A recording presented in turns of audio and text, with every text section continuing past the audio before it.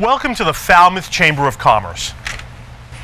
The Falmouth Chamber is dedicated to working on behalf of our members to make Falmouth a better place to live, work, and conduct business.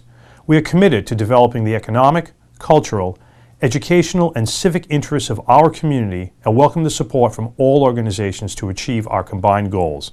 Whether you call Falmouth home, are a summer resident, or a visitor, we hope you take advantage of all that the Chamber has to offer.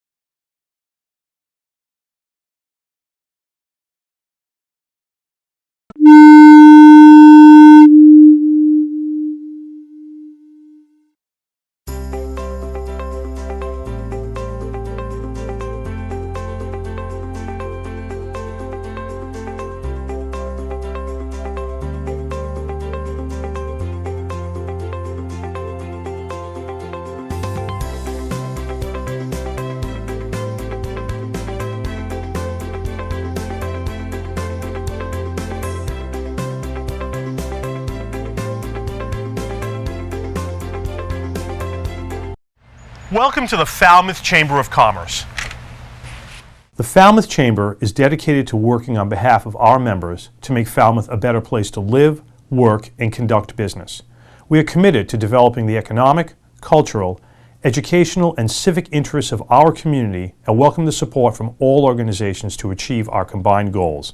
Whether you call Falmouth home, are a summer resident, Good evening. or a visitor, I would like we to hope you call take to advantage. order the meeting of the Falmouth Select Board. It is Monday, October 16th, 2023 at 6:30 p.m.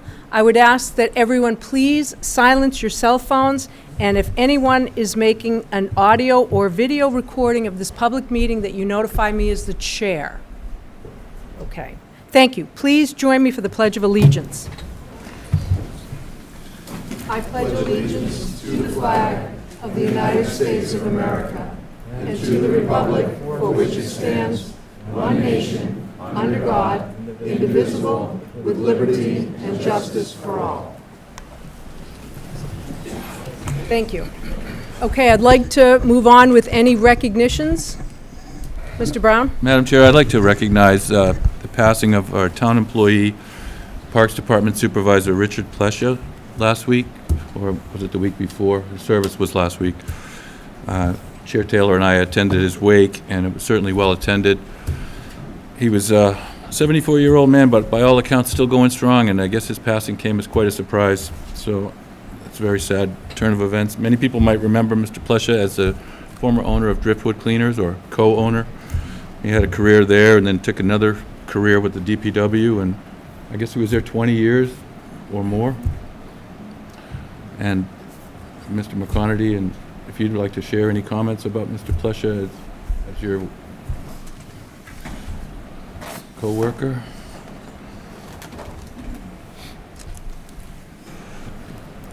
Good evening, Peter McConerty, Director of Public Works. I really appreciate the recognition of Richie Plescia. He was a great man. He was a longtime employee of the Falmouth Parks Department of Public Works. He stayed in the Parks Department. He didn't go to other divisions, and I believe he was there for 20 plus years. When he came to the town, Goodwill Park was his project. He made sure that Goodwill Park, during all the summer events and organizations that happened up there, he made sure that was clean. So Richie will be very well missed with the Public Works. He was a great man. He was a good father, and he really strived to serve for the community and give back to the community. So he was a great person.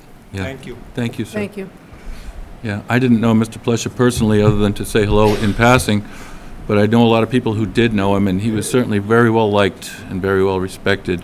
And seeing him at the cookout that we had I think the big turnout might have been in part to his enthusiasm for that, So that was really nice to see. And congratulations also to the Parks Department for lining the route with all the trucks. That was really impressive. I really appreciate that. Yeah, he deserved it. Yeah, did you want to speak on it? Yeah, and I just wanted to add to what Peter was saying, that the loss of Richie's a big blow and a hit to the Parks Department and the DPW as a whole. And thank you for recognizing him here tonight. Certainly. It's a tremendous loss. Yes, it is. Thank you. And our thoughts and prayers go out to his family and his colleagues. Okay, any other recognitions from the board? I would just throw out that I would recognize that there's a lot of people that are hurting right now between the Jewish congregation and also anybody that might be Palestinian in our community. I don't know how many there are, but I mean, it's a sad time of events for both of those groups and for all of us in the situation that we're in the world. So it's unfortunate. I'm very sad about it. Thank you, Mr. Brown. Any other recognitions from the board? Any announcements? Madam Chair, I'd like to announce tomorrow the Falmouth Pond Coalition has a forum at the Unitarian Universalist Congregation Church, starting at 6:30. And I know we received emails about, I'm not sure if it was printed anywhere, but if anyone's interested, the Falmouth Pond Coalition has a forum tomorrow evening at 6:30 at the UU Church on Sandwich Road in East Falmouth. And I'll be attending that on behalf of the board as well. Great, thank you. Any other announcements? Okay, we'll move into public comment. Public comment may be made on routine matters not on the agenda this evening, and comments are limited to 2 minutes. Please introduce yourself, and since the matter has not been included on the agenda, the Select Board will not participate in any discussion or debate of the topic. And I do need to keep people to 2 minutes. Anyone here for public comment? Ms. Harlow Hawks, please. Good evening, Board of Selectmen. Maureen Harlow Hawks, 9 Old Dock Road, West Falmouth. And I'm here just to ask a few questions that I know you can't answer, but hopefully we'll get some answers later on. In 2020, Prop 2.5 gave $971,000. Excuse me, could you speak a little louder? Oh, For some reason, nothing, we couldn't hear you either. All right, can you hear me now? Okay. nice and close. A few questions. In 2020, Prop 2.5, taxpayers gave $971,000 voted to hire 8 new firefighters. 2023, $950,000 to hire 14 new firefighters. West Falmouth Fire Station has been closed again and again and again.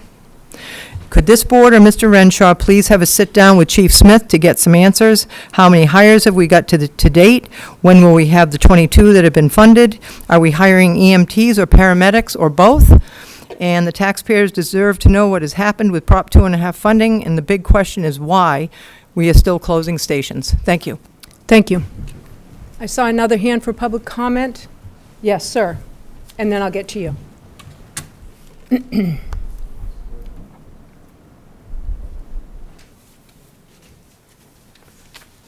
Good evening. My name is Gerard Carglano. I'm a town meeting member for Precinct 7. I'm here to address the issue of availability to play pickleball in Falmouth. During the Recreation Committee meeting on Tuesday, 10 October, it became apparent that there's a plan to paint over the pickleball lines. Sir, that is on our agenda, so you will need to wait until we discuss it when it's on our agenda. Well, you're talking mitigation, though, is on here. We're talking about the pickleball and lines, Oh, okay. okay? No problem. Anyone else? Yes, please.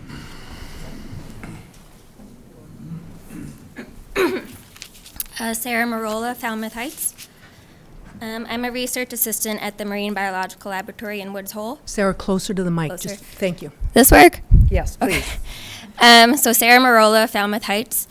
I'm a research assistant at the Marine Biological Laboratory in Woods Hole. At 8 years old, excuse me, I knew I wanted to be a marine biologist. And by age 12, it became my goal to work in Woods Hole after visiting and seeing the amazing research taking place. 20 years later, I feel very privileged to have achieved my dream. However, I have found myself in the same position as many young professionals working in Falmouth, many of whom have spoken at these meetings about affordable housing. In the last year, I have moved 3 times. While constantly moving has allowed me to live here and afford it, it has also been incredibly stressful. Due to the low availability of housing in Falmouth, affordable rental opportunities go really fast. For example, while looking for summer housing, I called about a possible room for rent that had been posted that day. However, when I called the landlord, she informed me that I was the 16th person to reach out, even though only 2 hours had passed since the advertisement had been posted. While I would love the stability of a year-long place, these rentals are often out of my price range, with rental costs that would be up to 70% of my monthly income. Many Falmouth residents that I have met have told me that they are environmentalists and take pride in the scientific institutions in Woods Hole, which are sentiments that I greatly appreciate. However, many young scientists who hope to make Falmouth their home cannot comfortably live here.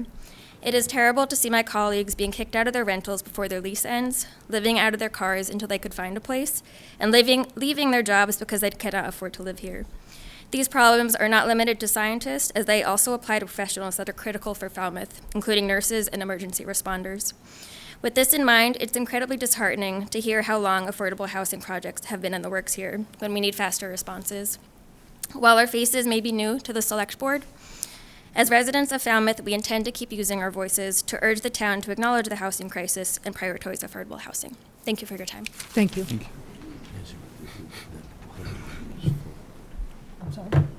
Doorway's full of people.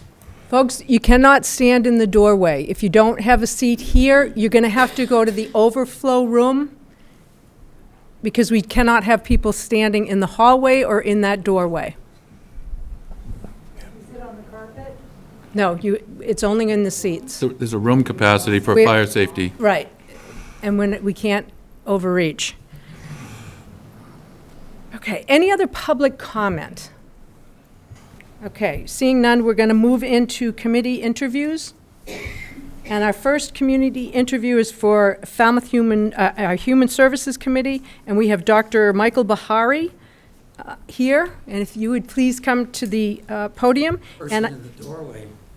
Oh, yeah, I'm sorry, you have to go to the other room. Get out of here. That's okay. And then, let me just finish, and then we have another candidate, Linda Sartell, who we have needed to reschedule based on her request. So, Dr. Bahari, welcome. Thank you. The first thing I want to say is I don't play pickleball. You're the only one. I'm the only one. My wife doesn't either. Tell us a little bit about yourself, please. Okay, I've been in Falmouth for 22 years. I've been very much involved in the community. I was on the board of directors of the Community Health Center for 10 years, president for 4. I was on the FEF board for 4 years. I actually worked with Human Services. I was head of the steering committee for the Prevention Partnership, which was a grant to the town back in 2010, I think. So I was with that for 6 years. For the past 5 years, I've been working with Neighborhood Falmouth, which is an organization to help seniors age in place. I'm currently president of the board. I'm interested in this because one of the biggest problems with the elderly is loneliness and depression. We're seeing a lot of that in our membership. And also the town is growing dramatically in terms of the elderly. Right now, 65 and over is about 33%, and over 60 is about 40%. And there's some indications within the next 5 or 10 years that could go to 50%. So I think it's very important that the town be very much aware, of the needs of the elderly. And I want to be that voice, with Human Services. And I know some of the people, I've worked with Susie Hauptman. Any questions from the board? No, I'm thoroughly convinced that Dr. Bahari will be very adept at this position, and I move appointment for the position ending June 30th, 2026, unless anybody else wants to I'll second that. ask any questions. Okay, so we have a motion and a second for Dr. Bahari to join Falmouth, the Human Services Committee for the term ending 6/30/26. Any further discussion amongst the board? Hearing none, all those in favor? Aye. Welcome, and thank you for being willing to come on board. Thank you. Okay, we're gonna move on to our next Waterways Committee. Ricky Hill. Hello, Mr. Hill. Hello, Long time no see. How are you? I am well, thank you. Okay, tell us a little bit about your interest for the Waterways Committee. We did read your application, but is there anything you'd like to add? No, I'll be very brief. I've I've spent most of my life on the water here in Falmouth, and I have a genuine interest in the issues that the Waterway Committee deals with. I believe I can contribute to the committee in a positive way. And that being said, are there any questions? Any questions from the board? I would just say, I believe in your application, you mentioned that you did attend some Waterways Committee meetings? No. Okay, I said no to that one. okay. It was Rocky Geyer who was appointed back in June. I see, thank you. Yeah. But you are familiar with their practices and so forth, and you're a waterways, you're a water avid boater, are you, or? I would say. Instructor, Sailor and motorboater instructor. Okay, very well qualified. all right then. Is that a motion? That's a motion to appoint Paul Rick Hill to the Waterways Committee for a term ending June 30, 2025. I'll second Mr. Muscali's motion, Madam Chair. Okay, I have a motion and a second. Any further discussion amongst the board? Hearing none. All those in favor? Aye. Welcome aboard. Thank you, Mr. Hill. Thank you very much. Thank you. Okay, we will move into, folks, I'd like to keep moving. We're going to move right into business. We're going to have an update on the annual town meeting, Article 6, sewer design and permitting for the Northeast Mara Vista and T-Ticket Path Peninsula Service. I'm going to throw this over to Mr. Brown, and I see that we have our Superintendent, Amy Lowell, with us as well. Mr. Brown. Thank you, Madam Chair. I felt like it was important to have another discussion on this prior to town meeting to make clear the reasons for the Select Board's position on this and to have a little bit more opportunity for discussion prior to town meeting. So I would welcome Ms. Lowell's comments if that's okay. Yes. Thank you. Amy Lowell, wastewater superintendent for the town. You've received some letters proposing that design and permitting of the discharge option, the discharge portion of the sewer plan be removed from Article 6. Steve Rafferty, Chair of the Water Quality Management Committee, and I sent you a letter summarizing why Article 6 should be voted as proposed. So you have that before you. I won't go through the whole thing, but I wanted to emphasize a couple of things. The town spent a great deal of time and money and thought investigating and evaluating discharge options for the treated wastewater. And at the end of that work, the town decided upon a two-part plan for treated wastewater discharge. The short-term plan, and this should be is obviously very familiar to you because it's been discussed at many, many previous meetings. But just to summarize, the short-term plan was to do increased discharge to existing open sand beds 14 and 15 north of West Falmouth Harbor watershed. And the long-term plan is an outfall.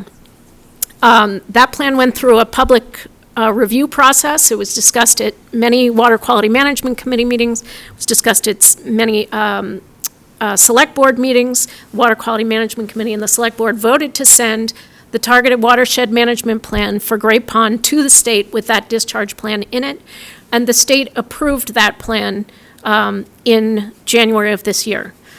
The state has previously issued a groundwater discharge permit for discharge to beds 14 and 15, and we have monitoring requirements in our groundwater discharge permit for monitoring downgrading of that discharge and Crocker Pond, monitoring of Crocker Pond as well. We do that monitoring and we submit it to the state on a very regular basis as required. We did, in response to concerns, we did commission a study of Herring Brook. Herring Brook is north of Crocker Pond, and ultimately a portion of the discharge from the treated wastewater would end up in the Herring Brook Marsh watershed. We commissioned a study of Herring Brook by the School of Marine Science at UMass Dartmouth. This is the same group that prepared all of the estuary project reports for Southeast Massachusetts. All of the total maximum daily load limits that were set for nitrogen in the in the state of Massachusetts, in the southeast region, were based on reports by this Massachusetts Estuaries Project team. We commissioned a report on Herring Brook by that same team, and they did a multi-year evaluation of Herring Brook Marsh, and they concluded that Herring Brook is a healthy salt marsh and would be able to assimilate additional nitrogen load that would get to Herring Brook ultimately from additional treated wastewater discharge. That report, the Herring Brook report, was also discussed in public meetings and is on the town's website. The town does not have a permitted outfall. We are also requesting funding at the town meeting, at the fall town meeting, to move the outfall forward, as is our long-term plan. But it's going to, assuming we get that funding at the fall town meeting, it will take a couple of years to collect the data that's proposed in that town meeting request. And then we would have to submit the permit applications to the state. And we are optimistic that an outfall could be permitted within 4 to 7 years after we submit after we have that data available. But we are not, that's certainly not guaranteed at this time. And it is not realistic to imagine that the outfall will be an option before open sand beds 14 and 15 would be an option. Without a discharge location for the new sewer area, Article 6 would not be a viable project. We could design a collection system, but we couldn't move forward with it to bidding and construction of the project, and we couldn't move forward with the SRF loan process as we are envisioning. I hear regularly from a great number of people who want this project to move forward. People who live in the Northeast Mara Vista Peninsula, people who live on the T-Ticket Path Peninsula, who are going to be sewered as part of this project, who really want this project to move forward and who are very impatient that it hasn't yet. And there are people living all around Great Pond that are very interested in having the project move forward to improve water quality in Great Pond. Approving Article 6 as written will allow the town to make significant progress towards meeting the total maximum daily load nitrogen limit for Great Pond, while the town is pursuing our long-term plan for an outfall discharge. Any questions? Mr. Brown? I don't have questions. I just want to point out the reality of the situation, that ground-based discharge is not our preferred option. We've realized now that it's not the best solution, and so we're looking to do the outfall. But as Ms. Lola's pointed out, it's not going to be as fast or as effective as the option that we've chosen. And to do the expansion of these two beds, the initial estimate was, I think, around $2 million, whereas other options are very expensive, and we want to really focus on the outfall. This is an interim solution for now, and as soon as the outfall's in place, there won't be any more ground-based discharge in any of the beds at the waste treatment facility. So, I mean, I'm really hopeful that we can all combine our efforts in a positive way to move forward with the outfall, rather than delay tactics such as lawsuits that are going to be doing nothing but delaying our progress on water quality management. You know, we got delayed at the last town meeting because we were, I think, a little distracted about urine diverting toilets solving the problem. I mean, I'm all for looking into urine diverting toilets, but I really don't think that's going to be applicable in sewer areas. It's just not going to meet the TMDL. I want to keep moving forward. I hope we can all get on the same wavelength here, because to just be squabbling over these details, I think, is just not going to be productive. Thank you, Mr. Brown. And ultimately, it'll be town meeting that will be deciding on this issue, on this article. But Mr. Muscali, go ahead. You say that you make regular reports as required. How often is that? So we report some constituents as required monthly, and others quarterly, and still others annually for the monitoring wells. For Crocker Pond, we are required to report July, August, and September data each year. Is there any worth in doing more than what's required or doing reports more frequently than required? When we go back to so in order to move forward with this project, part of what's envisioned in Article 6 is permitting for the collection and the transmission system to get the wastewater up to the plant, but also for the discharge. And part of the discharge evaluation would reopen the monitoring. And it is possible that the DEP would, we would propose our own monitoring plan for the discharge, and it is possible that the DEP would want to supplement that as well. So that's the framework in which that would happen. So it might be a good idea to report more frequently. I don't know that more frequently would be necessary. Our current permit does require us to install additional wells if and when concentrations in existing wells get to a certain point. So we do envision that we would be installing additional wells between Crocker Pond and Herring Brook in the longer term. So I think, or in the future. There will be additional wells, additional locations to monitor. Thank you. Thank you, Ms. Lowell. Mr. Zelinski? Ms. Lowell, we'll get updates as information becomes available in that process anyway, through public forum anyway. Is that correct? Yes. Thank you. Thank you, Madam Chair. Okay, any comment? Yes.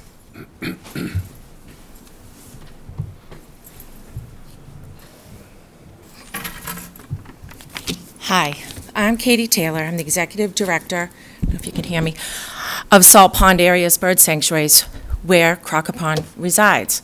We are a nonprofit, private conservation group. I'm actually also a Falmouth resident for over 27 years. Crocker Pond is a much-loved and enjoyed pond on conservation land by thousands of people a year. We have dogs that swim in it. We have children that play on the edge. We have educational programs there and students in our community. I'm asking that you please reconsider the discharge. The study that was done on Herring Brook was not done on Crocker Pond. There's been no study done. There's been testing, as we heard, but no study done.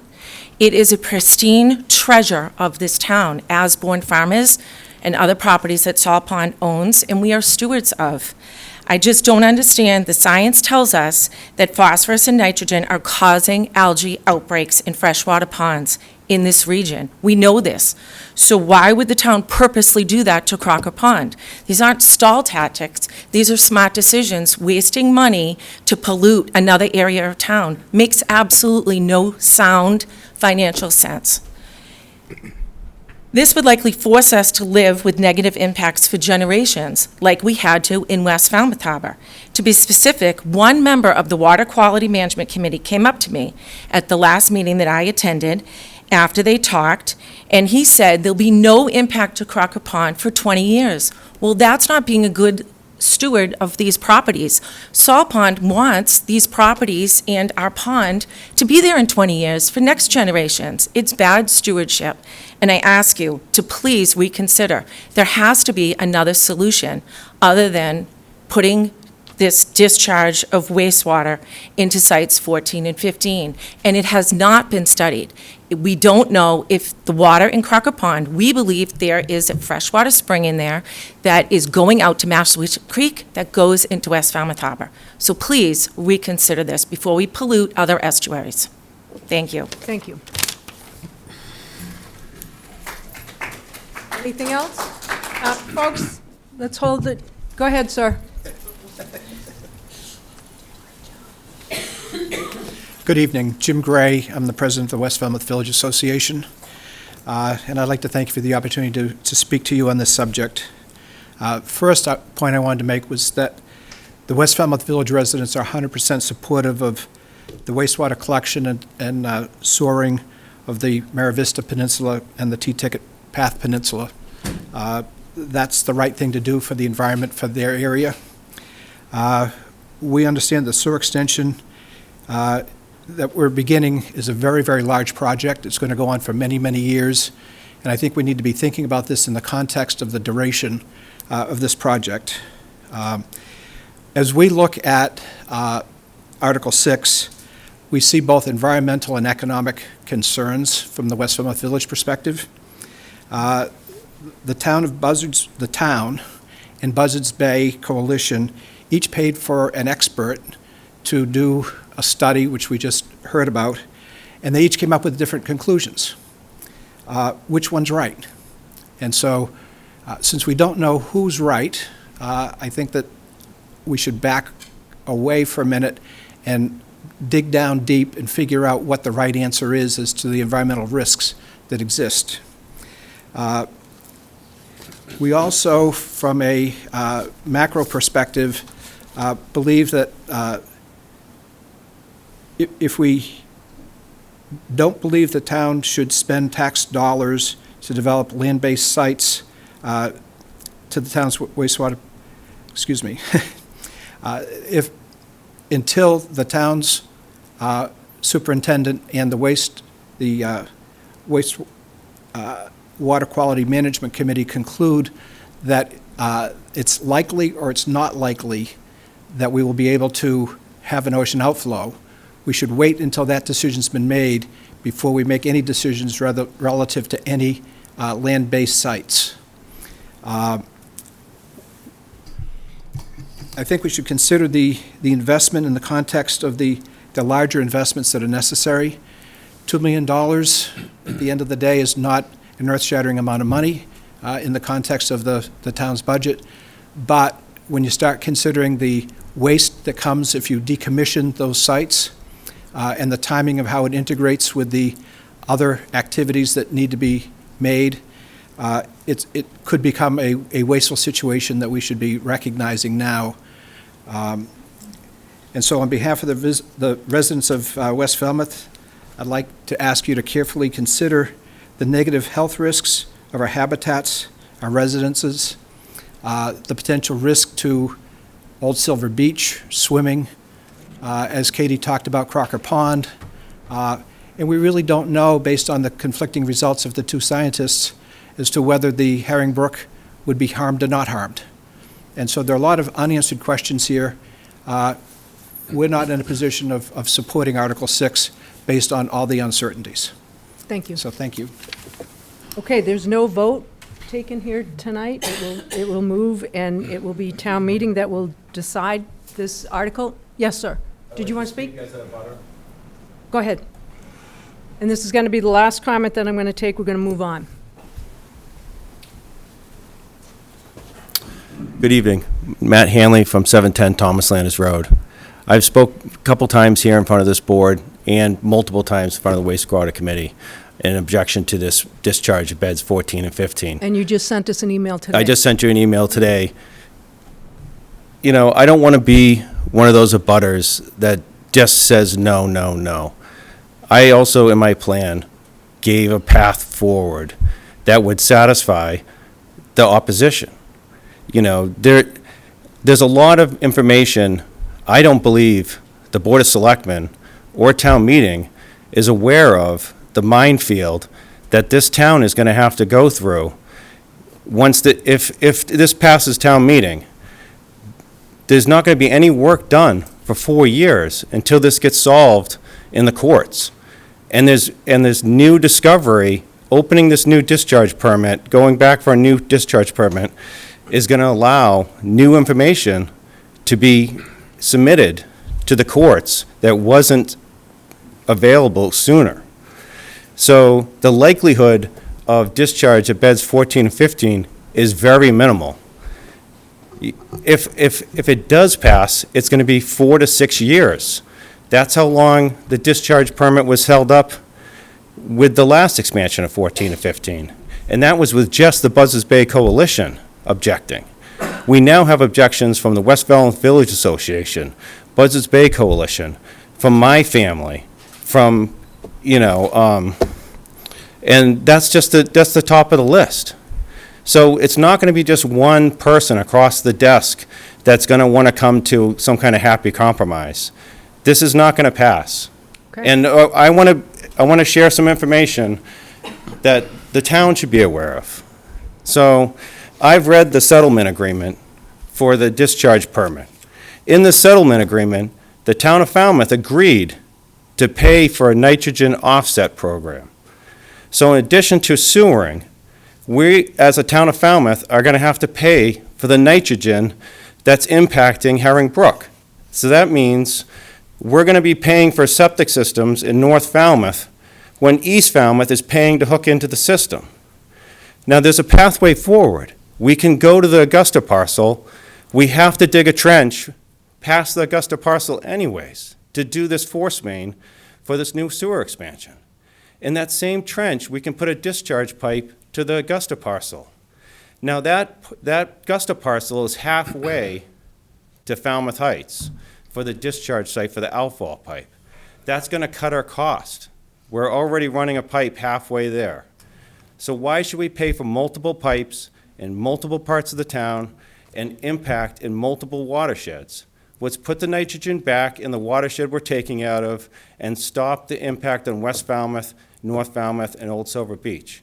In addition, the town of Falmouth needs to know a letter from Susan Moran was submitted to the Board of Selectmen saying she is not in favor of this and we need to protect Old Silver Beach and West Falmouth Harbor. Thank you. Thank you. Okay, we're going to move on to the Beach Committee report. Dr. Schneider, and I have you slated for 15 minutes. I'm going to try really hard.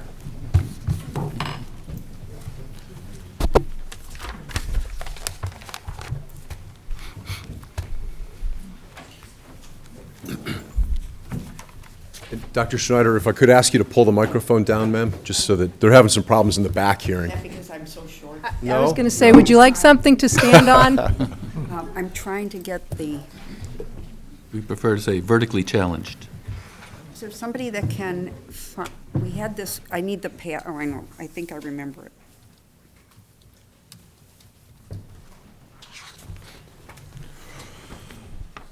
I think it's, Somebody want to do the password? Sorry. oh, it might be written on there. Stand by just one. They didn't give me the security clearance for the password. Know you.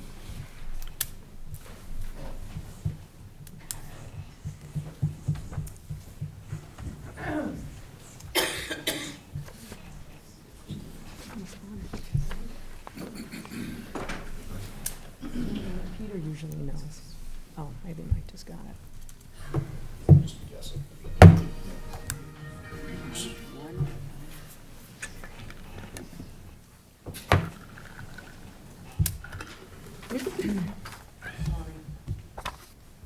We thought it would be just right up here. I put it in here this afternoon, so I don't know how you get into the computer.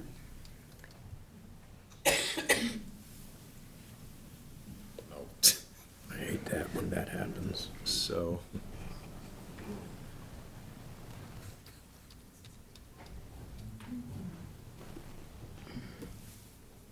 Oh, there, got that. That's really, really ridiculous, isn't it?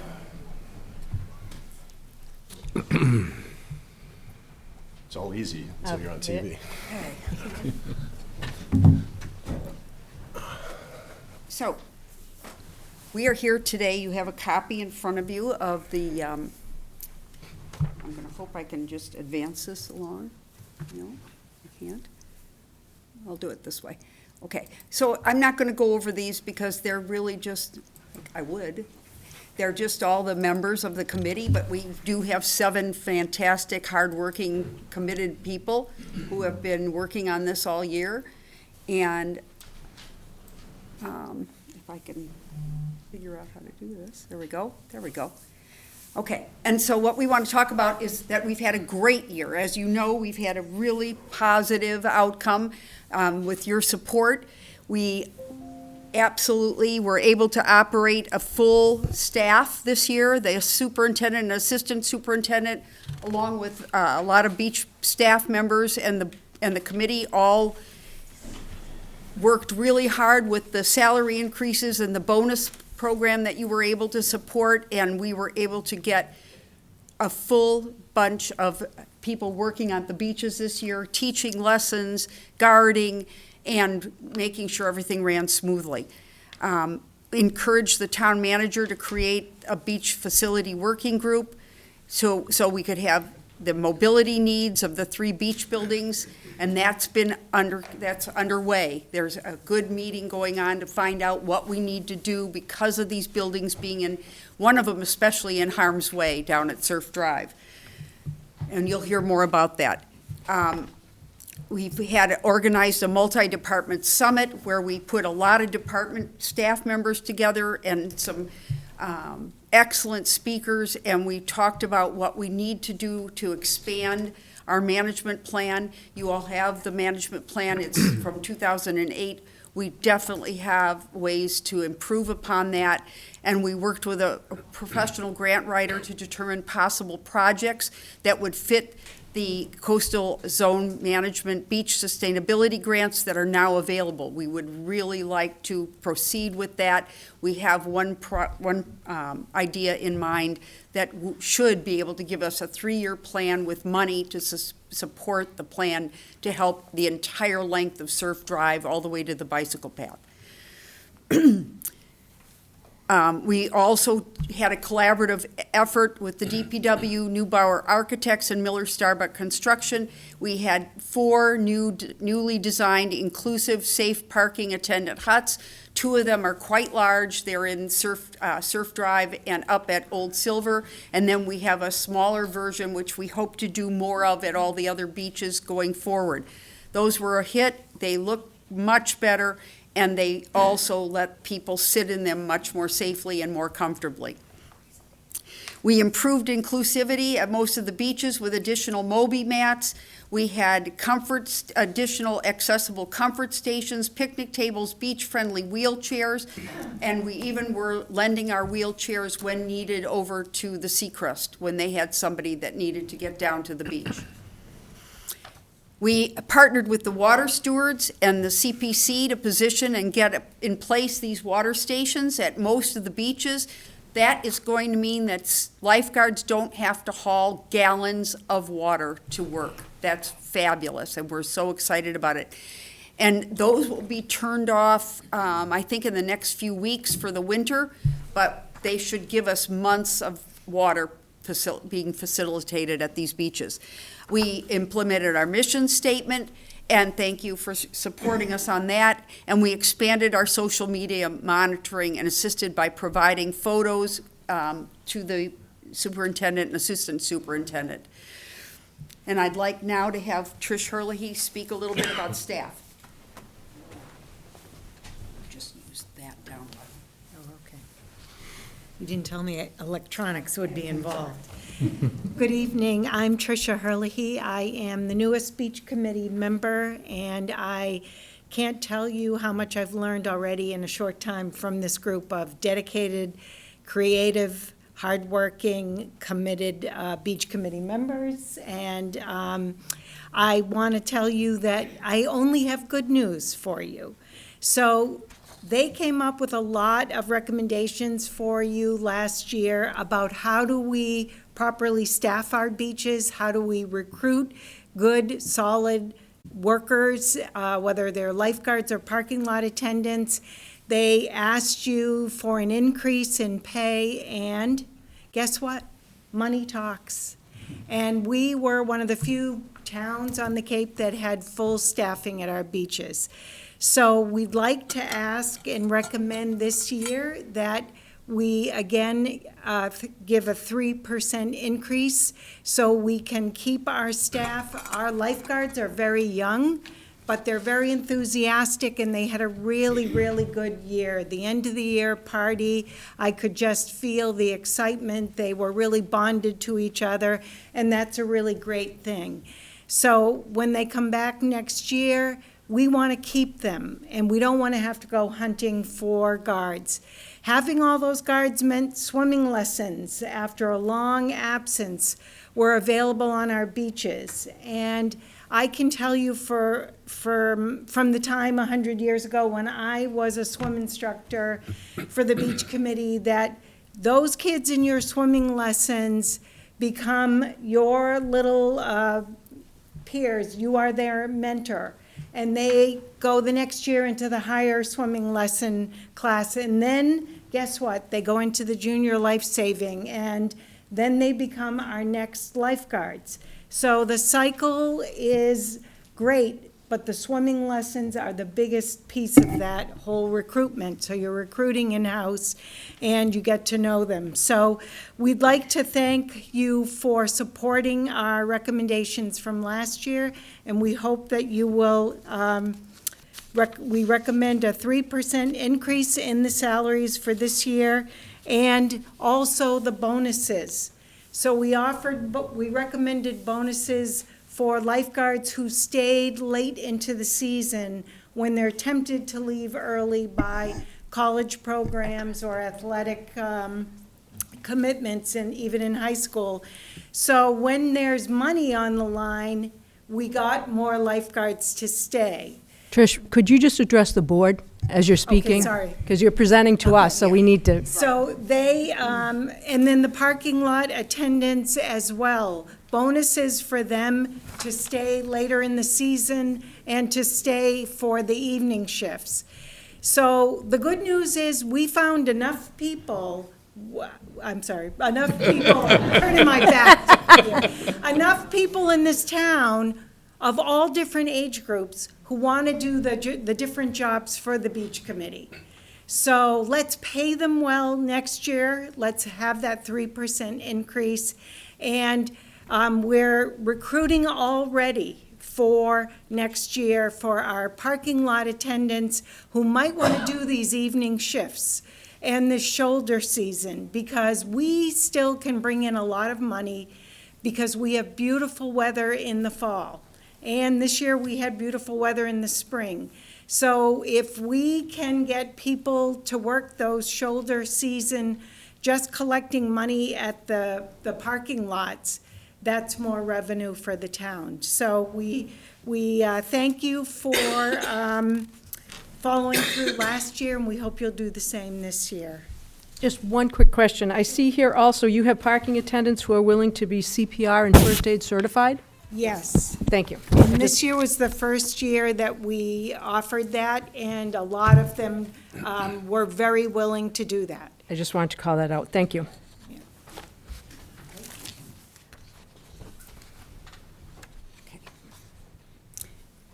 So I'm not going to repeat that because it'll come up in the summary. Parking hut attendant project, I want to thank Jim Grady. He gave incredible time meeting with us so that we could get a design and something that worked. This was not an easy thing.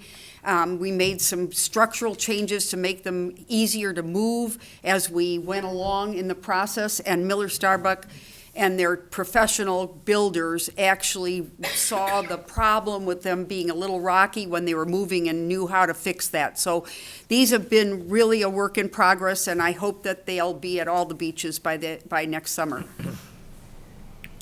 Mobility, Nancy Quigg, please. Good evening, everyone. I had the honor and the pleasure of being the beach committee liaison for the beach facility work group. And I happen to be working with very talented and dedicated town employees, Peter McConaty, Peter Johnson-Staub, Greg Endicott, and Maggie Clayton. So we're currently searching for a suitable location for beach department offices. We've narrowed it down, but each potential site needs to be vetted for infrastructure and code requirements. We're also investigating portable restroom units that could replace the bathhouses in the future, leasing options versus ownership, size, and ADA accessibility.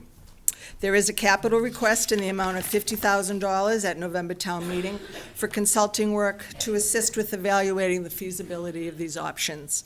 And our next meeting is Monday, October 23rd. Thank you. Thank you.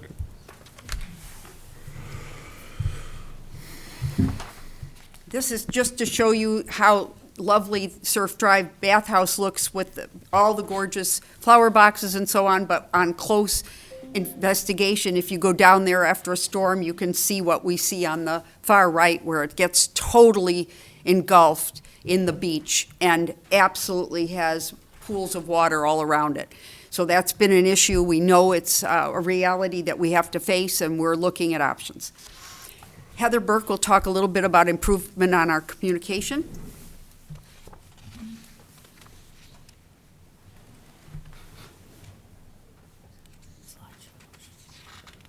No, that's all right. So why we communicate, hi, I'm Heather Burke. Why we communicate to ensure the safety at our beaches. We promote community involvement and engagement, and to avoid misinformation on social media. So what do we communicate? A whole host of things: emergency situations, hiring situations, beach openings, closings, parking situations, events, 4th of July, and overall just to promote community engagement. So currently we're using text notifications, emails, social media, and the website. Last year at this time, we presented a plan to increase our social media presence. At the time, we had 76 followers on the beach. Huge. Thankfully, Maggie and Brooke really did an amazing job this year, and we're almost at 2,000. So they provide consistent, useful, and informative content, which is exactly what we need. And that's it. Sustainability. Communicated that effectively. There you go. Good evening. Sustainability and coastal resiliency. The natural beauty and enjoyment of Falmouth beaches and coastal waters are the lifeblood of the economic vitality of this town. Our beaches are at constant risk due to sea level rise and coastal erosion. Due to the consequences of the climate crisis our town and the region is currently experiencing. The role of this subcommittee is to advise the Beach Committee and subsequently the Select Board on best practices and actions for the town to take to preserve our beaches through sustainability, mitigation, and coastal resiliency measures. Thank you. Accomplishments in 2023 have been, in August, we had a summit with the Select Board members, Conservation Commission staff, DPW, Recreation Committee, Marine and Environmental Services, Department of Health, Coastal Zone Management, Woods Hole Group, and GPI. We worked with Leslie Fields of Woods Hole Group and Rebecca Haney of Coastal Zone Management to determine appropriate project for Coastal Zone Management Sustainability Grant and a pathway forward. Beach projects that are current or proposed would be Minot Beach, the bridge and the project, road bridge project, in regulations now, but expected start date, we'll see. Chappie Seawall has permits underway for the fall of 2023. This is a photo of Minot Beach. This is also a photo of the old bridge at Minot Beach. And that's handicap parking on the right-hand side on the corner of Foster Road and Minot Beach. Mm-hmm. We also were in the process of doing a GPI drone study. The drone imagery services has been instrumental and will be an excellent tool going forward to continually evaluate the status of our beaches. Several cycles will enable the Select Board to prioritize future beach replenishments and mitigation projects. Those present at the August summit reviewed the results of the drone studies of the last few years. Future cycles should provide us with an important pattern of erosion to help in meaningful beach mitigation decisions. We recommend a more than 1 year contract with GPI in post-storm assessments when deemed helpful. Dr. Snyder? And I just want to make a few closing remarks. So we want to reiterate that what's important here is that this has taken a village. I'm not going to go over all these names, excuse me, but you can see how many people and how many groups have come together to help the beaches be what they are this year.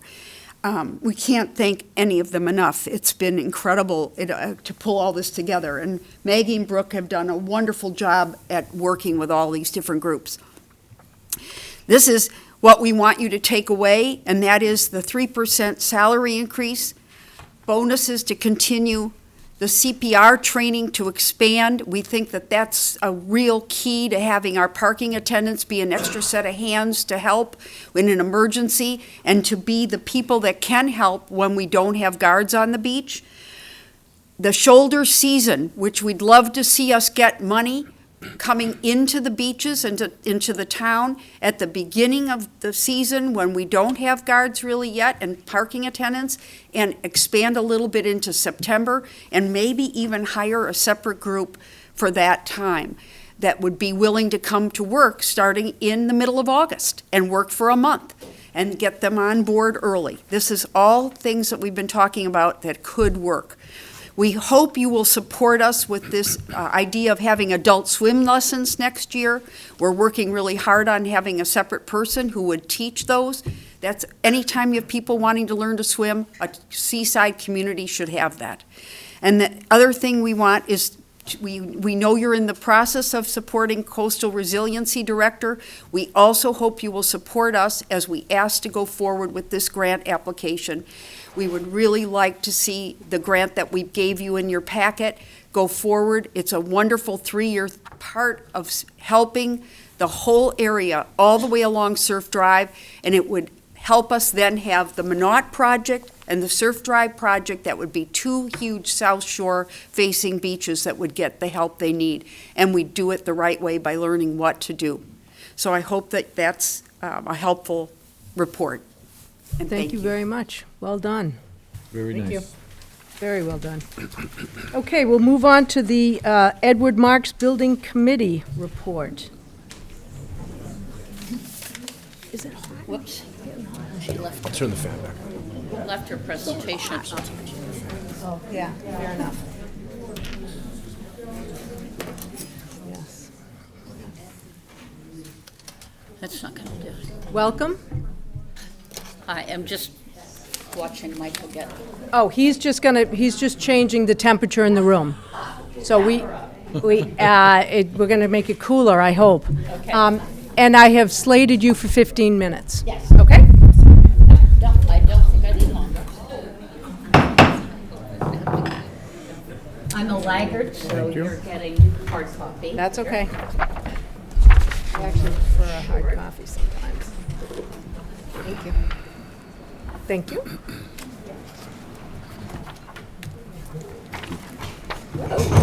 Excuse me, Mr. Zelinski. Okay. You wouldn't be the first one to do that. Thank you. Just Just leave. Thank you. I just need one more minute so I can put this up for the. Go ahead. For the room.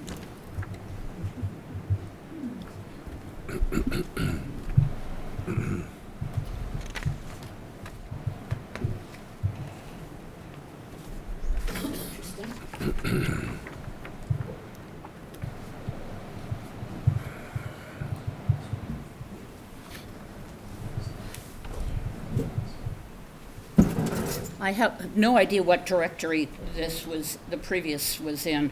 What are you doing when it's already in a? I think you just minimize it if you can. Yeah. That's your, Or just click on yours, maybe? Yeah. Click on yours and see if it just puts it over.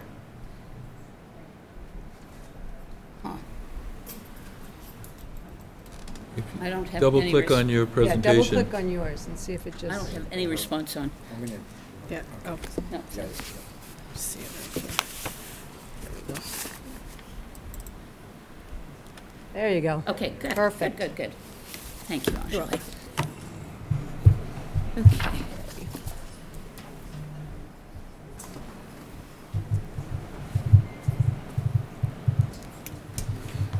Okay.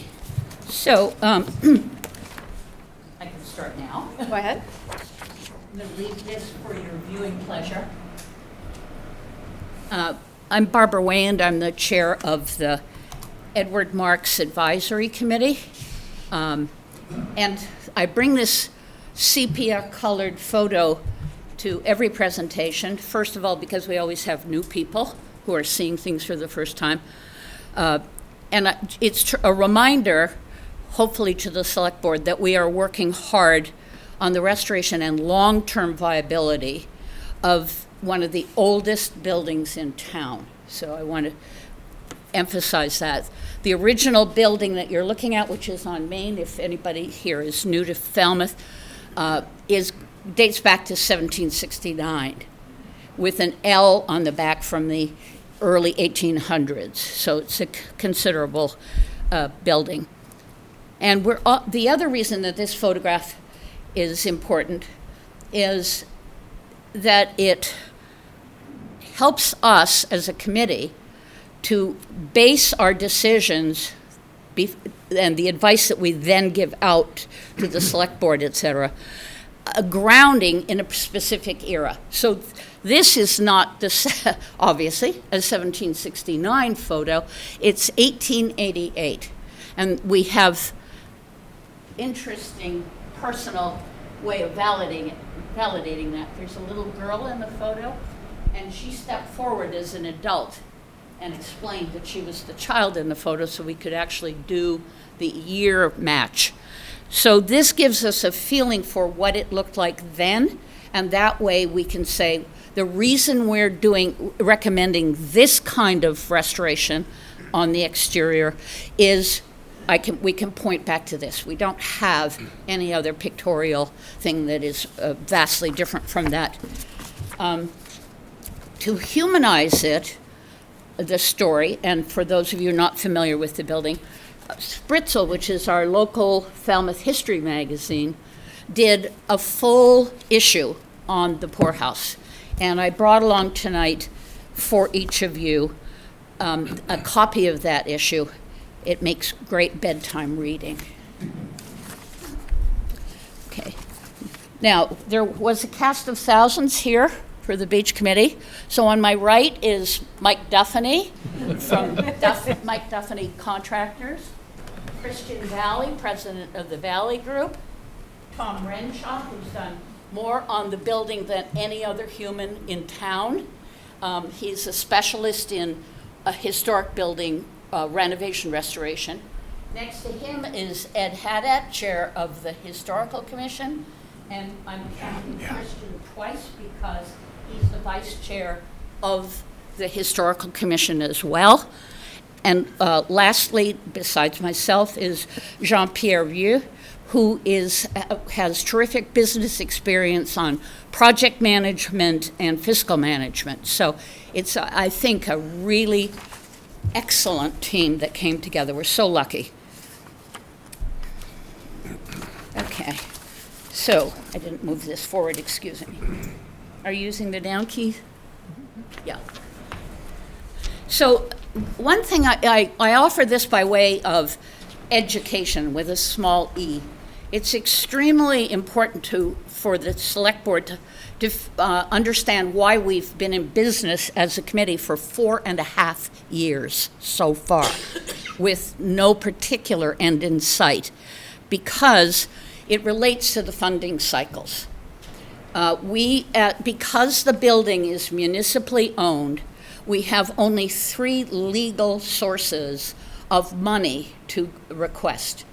So we have the CPA, the Community Preservation Act, which is managed here, as you know, by the committee. Massachusetts Historical Commission, which gives out, I'll tell you a little bit later, what they call matching grants. And then there's always the option for the town to have some monies built in to its own budget. And the only time that I'm aware that that has been used in the past several years was in 2019 when the roof was repaired. It was starting to leak and a new roof went on. So with that in mind, I thought I'd try and just make it slightly more manageable for you graphically. So this is what our year looks like if we go for both external sources of funding. So right here, we submit to the CPC organization. All of this is internal to them. People at home aren't going to be able to hear you. So, yeah, just if you could use the mic, sorry. You're going to have to expand your seating. So sorry about that. So the first 3 boxes are all, right up until December, make it 4 boxes. For the CPC, that's all internal. It hasn't moved anywhere. And the CPC then makes recommendations to town meeting for those projects that they are endorsing. But that doesn't happen till the following spring town meeting. And then by the time that money gets actually allocated to the whatever project we've made a proposal on, that's July. And that only begins the internal process at Town Hall in the way of either an RFP or RFQ. And then all of the work that goes on to choose contractors that are appropriate for the projects. So this makes for slow grinding wheels for us. I mentioned to you that I would say something about this because I think it's more of a distraction than it is a help, and I'll explain why. Their year is out of whack with the CPC, which is our main source of grant monies.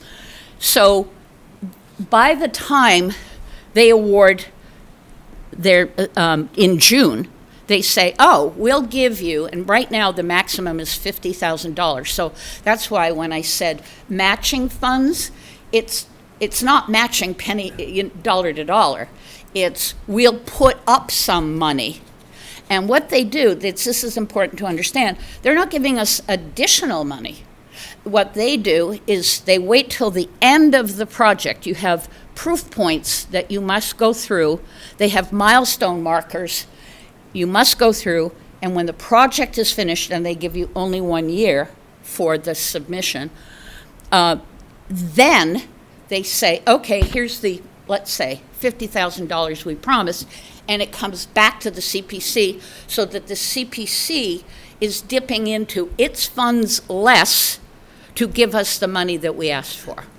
Is that helpful to understand? Okay.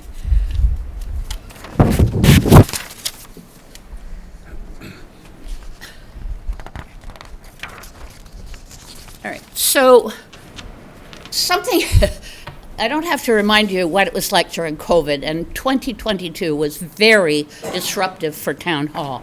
We're very appreciative of how hard it must have been for people to just keep the wheels on the track.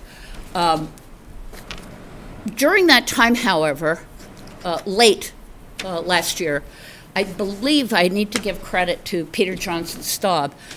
The idea was, let me step back. DHK Architects are the architectural design firm and project manager for what's going on internally, which is the movement of human services to the main floor. And that's a gigantic build-out operation going on, including a huge HVAC system and et cetera.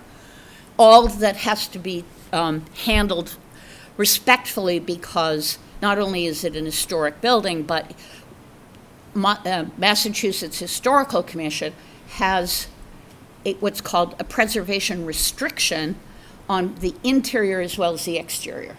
And what that means is that they have the right to review all design work that goes on inside as well as outside, and nothing inside can be, quote, permanent. In other words, you cannot ruin or significantly modify the original features of the building inside, okay? So the town hired DH Architects to be, and this is initially, to be the project manager and designer of what would go on internally.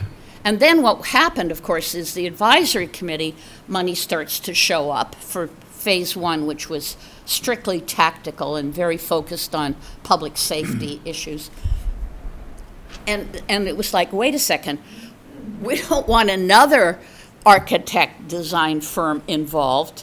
Why don't we think of DHK as handling interior and exterior work, okay? So now what's happened is our two phases, 1 and 2 for the exterior, have been munged together with the agreement of the CPC, so that it's just, they're not delivering these little chunks separately. The intention is that it has a more holistic way of working on the building. Phase 1, as I said, is small. I've reported on that before. Phase 2 is extensive. It takes a very hard restoration look at 3 sides of the building. The front, which is roughly speaking south-facing onto Main, west and east sides, and talking about the materials of the siding, restoring the windows and all of the fittings to a single appropriate style that goes with that photo that I mentioned to you.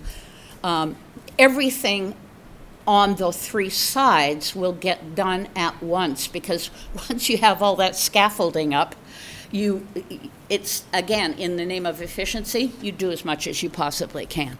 So and we have the funds already agreed to by CPC for that, but nothing has started, because in order for the town to proceed with the interior move, that had to come first. That was clearly the first priority for the town. So while that work and that contractor were working along, nothing else proceeded on the exterior. Okay.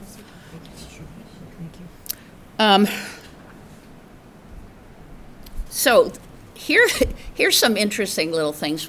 We're working now way outside of the charter time we were given. Just thought I'd throw that in there because you own that. You need to give us an extension, or we are, I don't think the word would be illegal, but floundering certainly.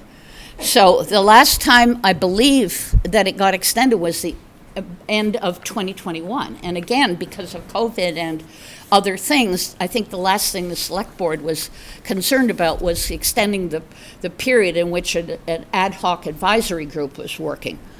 So we need you to do that. We need to give us a refresh on how much longer we can continue this work, number one. And we also need, again, I didn't put that on there? Oh, yes, liaison. Doug has, pre-COVID, has been our liaison person from the select board. So we feel linked into the work that you care about. But we don't know whether or not going forward, maybe Doug's taken up other assignments, et cetera. So we need to hear from you or from Doug. Is he continuing or is someone else stepping in? Those are two small pieces. Happy to continue if you notice me when you're meeting. You get them, no? That's interesting. Who sends out the agenda? Ed. Ed, remember the one guy standing here? Yeah. Okay, let's. He's happy he's not here. You're getting close to your time. I know. Barbara, so I just want to. So those are things we need you to do. Also, just know, every time we submit a proposal, before we do so, we come before the board officially and request your formal agreement that we submit that. So that's just, but otherwise we try to stay out of your hair. So other than giving out spritzels, are there any questions you have for me? Questions or comments from the board? Just the one comment that you mentioned the funding was only the roof since 2019, but actually there's a separate project to do with the human services, which is another yes, whole budget. Right. Just for folks to I see understand. You're saying the department, sure. Thank you. This is great. Thank you.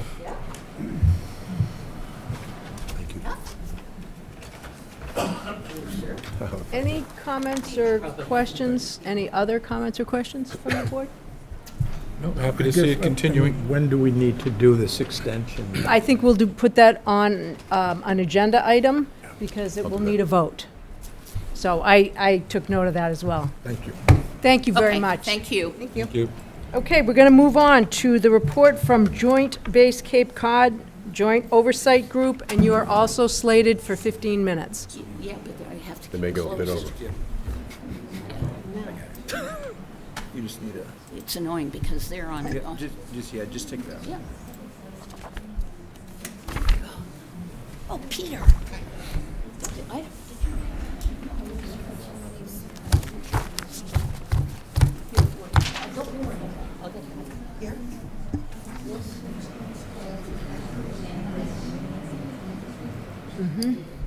Who's that?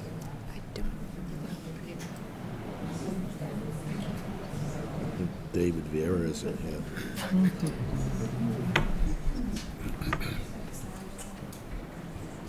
Welcome, Joint Base Cape Cod.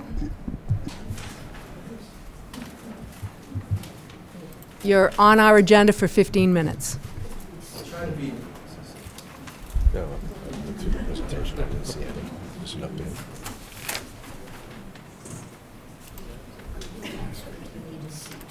And this report is for informational purposes only. There's no vote or anything to be taken on this. I would just hit the forward arrow. Okay. We ready to go? Floor is yours. Good evening, Madam Chair, Select Board, ladies and gentlemen. My name is Brigadier General Retired Chris Foe, and I'm the Executive Director of Joint Base Cape Cod. Here to give you a quick overview of what's going on Joint Base Cape Cod. So basically, I think most people realize that the base is made up of multiple military organizations, and these are the folks that are here tonight that are going to help us brief. Chris Foe is myself. Colonel Bagaglio is not here tonight. Colonel Porter is in his place. He's the former Camp Edwards commander and the full-time operations manager. Colonel Riley's deputy, Colonel Tim Gordon, will be briefing for the Air National Guard, Stu Smith, Bowen Spivak, and I'm sorry. I'll introduce we have a substitute for the Coast Guard as well. Just quickly, my vision, I'm not going to read it to you, but it's basically about working. So let's say it out loud.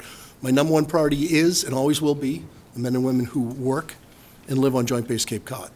However, anytime we can do something that has a synergistic value or something that's just a good thing to do that doesn't, we want to partner with everybody here. So it's basically, we want to be transparent. We have frequent meetings. You'll see that come up. We have a MCQ, the Military Civilian Community Council, in which every town has multiple representatives. And that's really where we do our major exchange of information. We also have a monthly meeting that was originally a commander's meeting that we started inviting. Next thing you know, it grew into something a little close to the MCQ. That's called the JOG. It happens the first Thursday of every month. So, basically, my answer is this. If you have a question, call, ask, anytime. And the other thing I want to pitch is tours. I know a lot of people have been hearing about the tours we've been giving on Joint Base Cape Cod. You get to see the range areas. It's an extremely valuable tour, and I highly recommend it. So this is what I just spoke about, the Joint Oversight Group, the first Thursday of every month, and Military Civilian Community Council. Attendance is kind of a big deal. I know when you have a meeting and you don't have a quorum, it can be a little difficult. Haven't really had that problem as much in the MCQ, but several of the other meetings on base we have. So we just want to encourage people that, when you select someone to represent you, to be a stakeholder, make sure that not only are they interested, but there's also an alternate in case something comes up and they can't make it. Because a lot of information we put out goes out at those two meetings. That's a reminder that our person was Ray Jack. Yes. We need to appoint a new person. We will appoint a new one. Another agenda. Ray passed last year. Oh, no, and very, very sorry. That's, Right. Mr. Jack was a great guy to work with. Yeah. So before Colonel Gordon comes up and talks about the Intel Wing, I know there's been a lot of talk about housing in the paper, and I just wanted to address that quickly. JBCC competes with the other 5 military organizations in the Commonwealth for funding from what's mass development. They are our designated development authority. So one of the things we were doing is when we got a new governor, our commander-in-chief, the adjutant general, said, we got to start looking at ways to help her with her priorities, and one of them has been housing and, of course, workforce development. So we sat down and tried to come up with a way to come up with a plan. Basically, we needed the funding from mass development to develop the plan. To do that, we created a conceptual charrette to say, okay, this is what could be done. Will you now fund our plan? And they agreed to. Well, that charrette was released as a plan after a public request, public information request. So I just wanted to caution everybody, it is a concept. It's simply to get the funding so we can build the plan. We're dedicated to helping in any way we can, but it's not a plan yet. So our plan will be, once we get a decent draft, I don't know what time frame right yet, because it's still out for bid, that's when we will basically distribute to our stakeholders, which will start with the MC cubed. And of course, it's a public meeting, so everybody there will have a chance to take a hack at it. And at that point, that's when I'm kind of expecting to sit down with people and discuss the pros and cons of anything in that plan. But right now, again, it's just a concept. So I ask you all to give us an opportunity to produce a draft so that we can present it to you and see if it meets what your expectations. So on that, I'm going to start introducing the commanders. So from the 102nd Intelligence Wing, Colonel Timothy Gordon.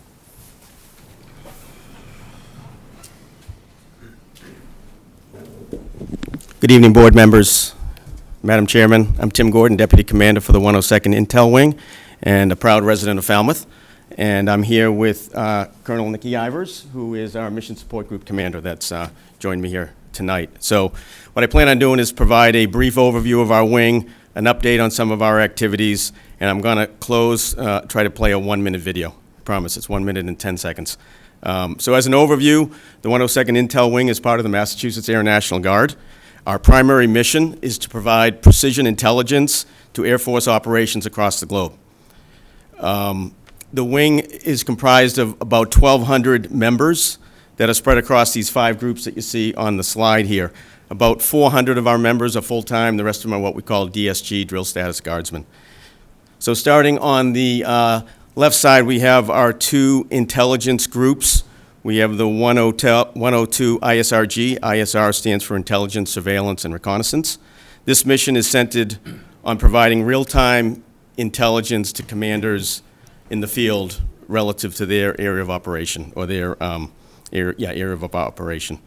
So that's the 102. The 202 ISRG, similar in that they collect intelligence. However, this group operates in the cyber environment, providing cyber intel to Air Force operations and other joint operations across the globe. Going over to the far right is the 253rd CEIG. That's the Cyber Engineering and Installation Group.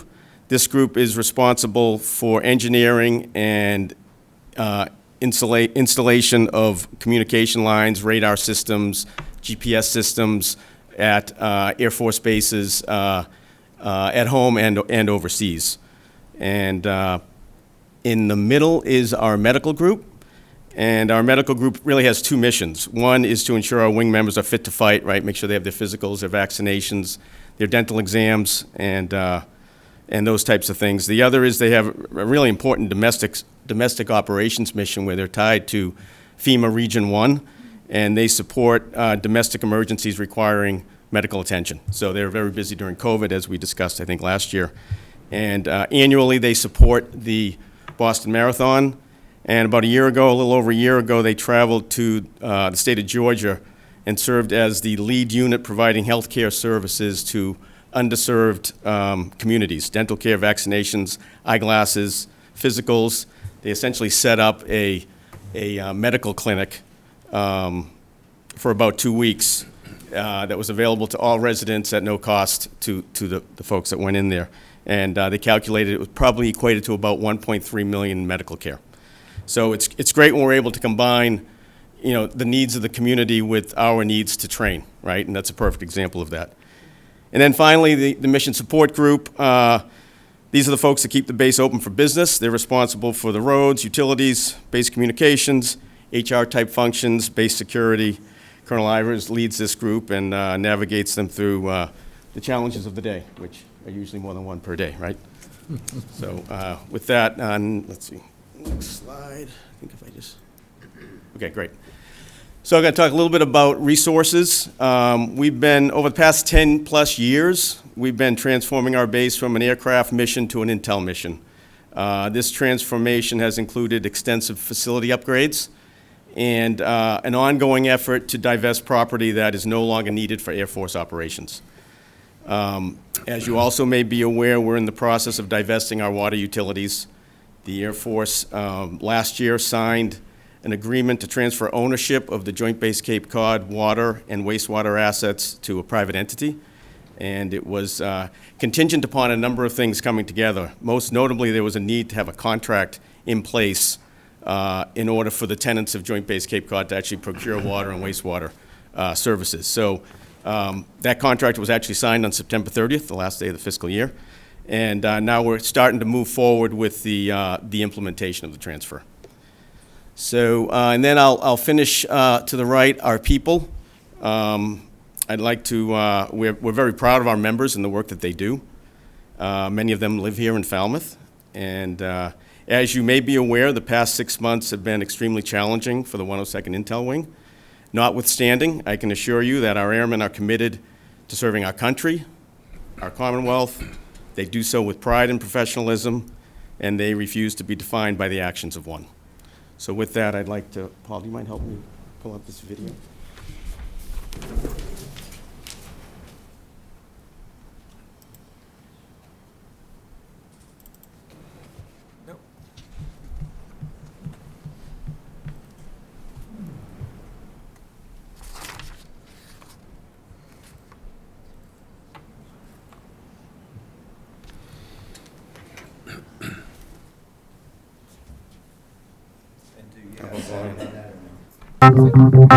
The 102nd Intelligence Wing, an organization of dedicated citizen airmen who make up a trusted team that are always ready, always there. Many serve in the intelligence, surveillance, and reconnaissance mission. ISR provides photographic and video intelligence analysis to commanders worldwide. Our airmen produce actionable intelligence from data collected from a variety of ISR platforms. Cyber ISR adapts these same tactics in the cyberspace domain, curtailing an adversary's ability to impact information systems. Cyber engineering and installation represent the design and installation of critical communications anywhere in the world, from fiber optics to wireless networks to satellite communications. We ensure critical information is available to the warfighter around the clock and around the globe. Our agility and tenacity, combined with the training and equipment we use to fight our nation's wars, is what makes us the best option for rapid response during domestic emergencies.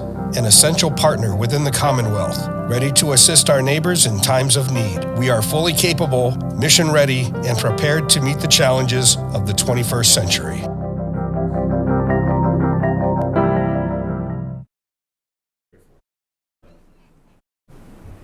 Sorry, I usually don't have to narrate the video, but pending your questions, that completes my brief. Thank you.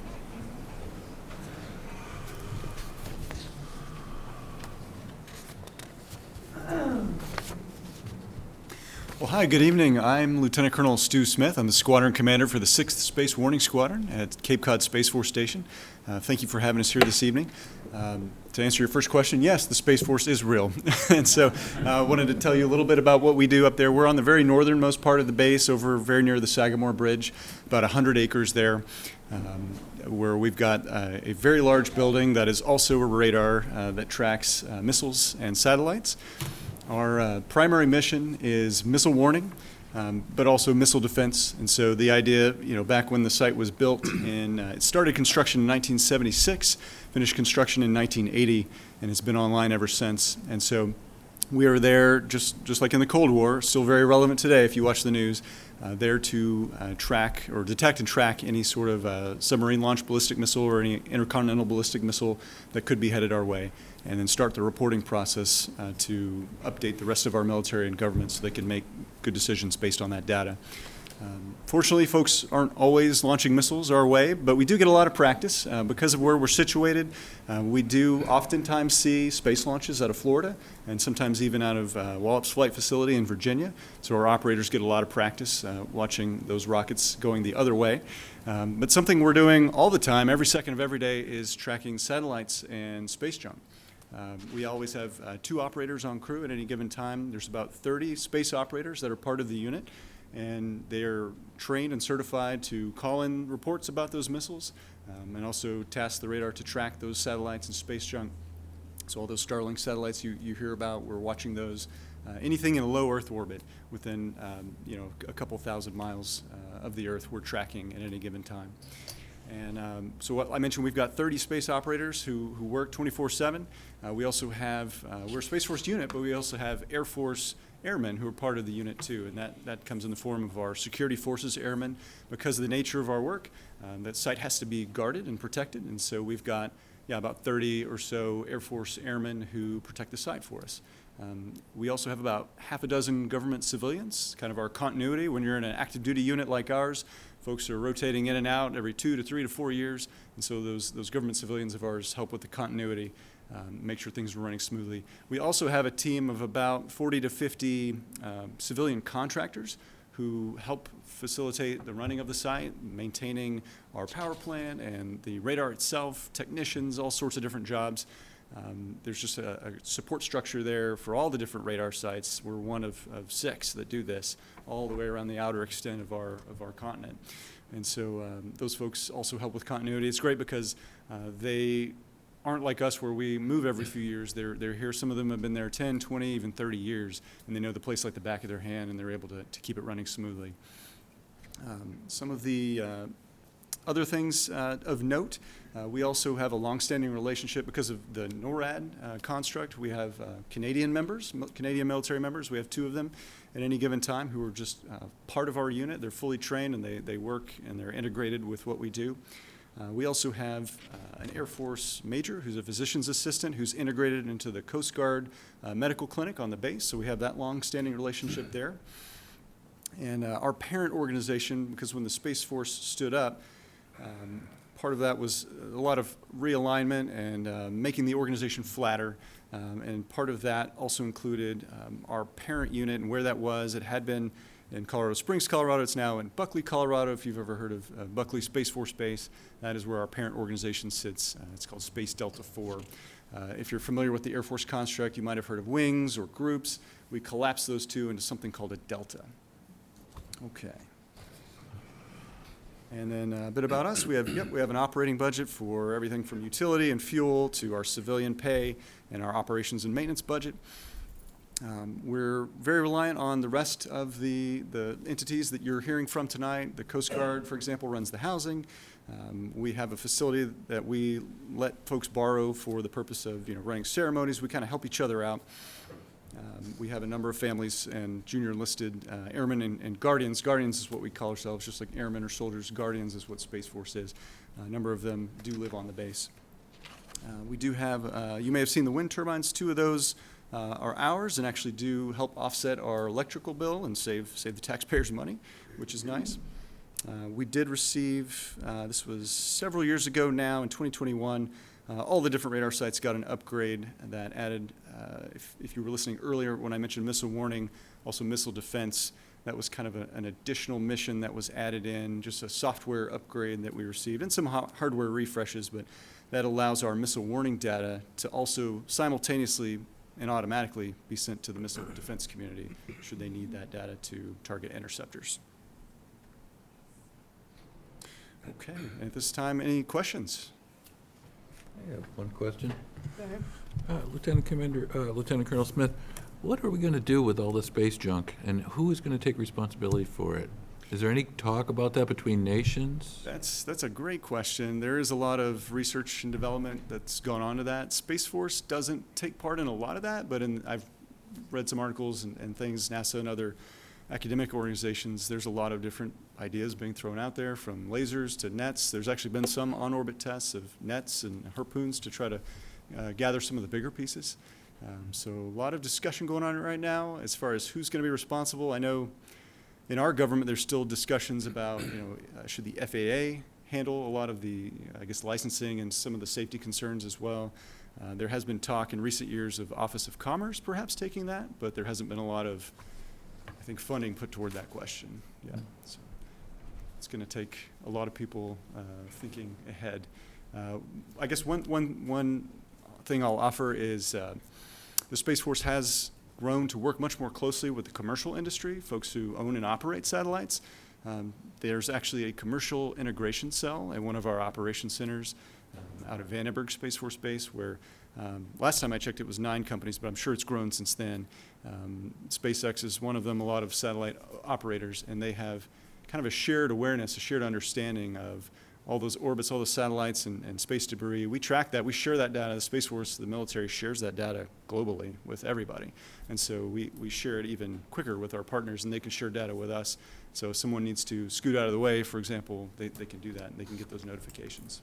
And I just wonder if there should, if I can go further, that maybe there should be some sort of licensing authority, because like, when somebody wants to put up something in Falmouth, we make them put up a bond. Right. So if somebody wants to launch a satellite, maybe they would have to go to your organization or some other and say, we would like to get a permit to put up a satellite, and here's our bond to remove it when it's obsolete. Yeah, no, that's a great thought. I know launches themselves go through a similar process with the FAA currently. Through the international, is it ITU, there are, at least in geosynchronous orbit, far above the Earth, there are different slots along the geo belt, we call it, above the equator, on who can park where, and there's some rules that are followed there, and what frequencies you can operate on. I appreciate Probably it. more development to come. A little outside Falmouth's border, No, but I good appreciate questions, the though. information. Yeah, thank you very much. Thank you. I'll just let you know you're at 20 minutes Because of me. because of you. Am I driving the slides here? There we go. All right, good evening. With Captain Potter's compliments, my name is Commander Mike Miller. I'm the engineering officer stationed at Air Station Cape Cod. We've one of the longest running air stations. We've been operating out of Cape Cod for the last 53 years. Thank you for the opportunity to address your board and your constituents. All right, this slide's a reminder of what our air station does. We have about 190 active duty and civilian personnel. We operate 6 aircraft, 3 H-60 helicopters, and 3 144 Ocean Sentry or airplanes. Makes Cape Cod noteworthy is because we're the only air station in the Coast Guard to operate from the New Jersey border all the way up to Canada. Cape Cod we love Cape Cod because it is centrally located in our AOR, or Area of Responsibility. So 50% of our area is just to the south of the air station, and equally number 50% of our air stations to the north area. We're well positioned to provide service to the nation. All right, this slide's bring a couple of highlights. Without a doubt, search and rescue is our unit's bread and butter. Just as recently as Hurricane Lee and Tropical Storm Ophelia, our unit was able to provide around-the-clock response and save 2 mariners that were in distress off Providence. In addition to search and rescue, we also routinely fly on law enforcement missions. In fact, daily we patrol fisheries, which I'll speak to the next slide. Law enforcement it's a good mix between we deploy down to the Caribbean to help with the anti-migrant mission, as well as counter-narcotics. While counter-narcotics is not just a Central America and Caribbean aspect, we just recently worked with local, state, and federal partners for the fentanyl case off in Nantucket, which we're very proud of. Going back to living marine resources, we routinely deploy daily to search the closed fishing areas off of New England. This is relevant to you and your constituents because we're ensuring that fishermen are doing the right thing at the right time to ensure that the $14 billion fisheries is going to be available for multiple generations of fishermen and the economy. And this is another slide of recent awards that we were able to, between government and industry, in order to keep our folks busy. And what I'd like to highlight the most is the people. We have outstanding air crew and motivated service members that are routinely recognized both by industry and government partners. We just recently, as much last month, announced the Coast Guard Oliver Berry recipient went to an Air Station Cape Cod Chief Petty Officer, and that embodies the very best of the enlisted workforce. Why is this relevant to the folks in this room? These are the people that buy houses in your local area and raise their families. These are the people that choose to coach youth soccer and serve on Little League boards. You see them in your restaurants, in your community, wearing Coast Guard hooded sweatshirts and T-shirts. We are vested in the community, and we hope to continue to be a partner as we move forward. Those are all my prepared comments. I welcome any questions you may have. Any questions from the board? No. Great. Well, thank you. Appreciate the opportunity to speak. Thank you very much. Good evening, everyone. Good evening. Another Coast Guard presenter for you. I know you have a full agenda, but so to support the great people that Commander Miller talked about, we have Base Cape Cod, and what I mean is Coast Guard Base Cape Cod within Joint Base Cape Cod. And we've got, in addition to the air station where you just heard from, we've got a maritime safety and security team, a port security unit, our reservists. We've got a regional fisheries training center, and we've got an armory and a marine safety detachment. And what that all means to you is that there are a lot of different Coast Guard units right here on Cape Cod. We also support, if you've been down to Woods Hole, we got a sector down at Woods Hole. Could you speak into the mic Oh, sure. for me, We just have so a- people at home can hear Sure, you sure. as well? We have a sector down, the Coast Guard, you've probably seen if you've ever taken the ferry down to Woods Hole, we've got a sector down there. So we support stations and patrol boats and other individuals down there as well. Not surprisingly, base services are human resources support type services, in addition to having a facilities engineering shop on our base.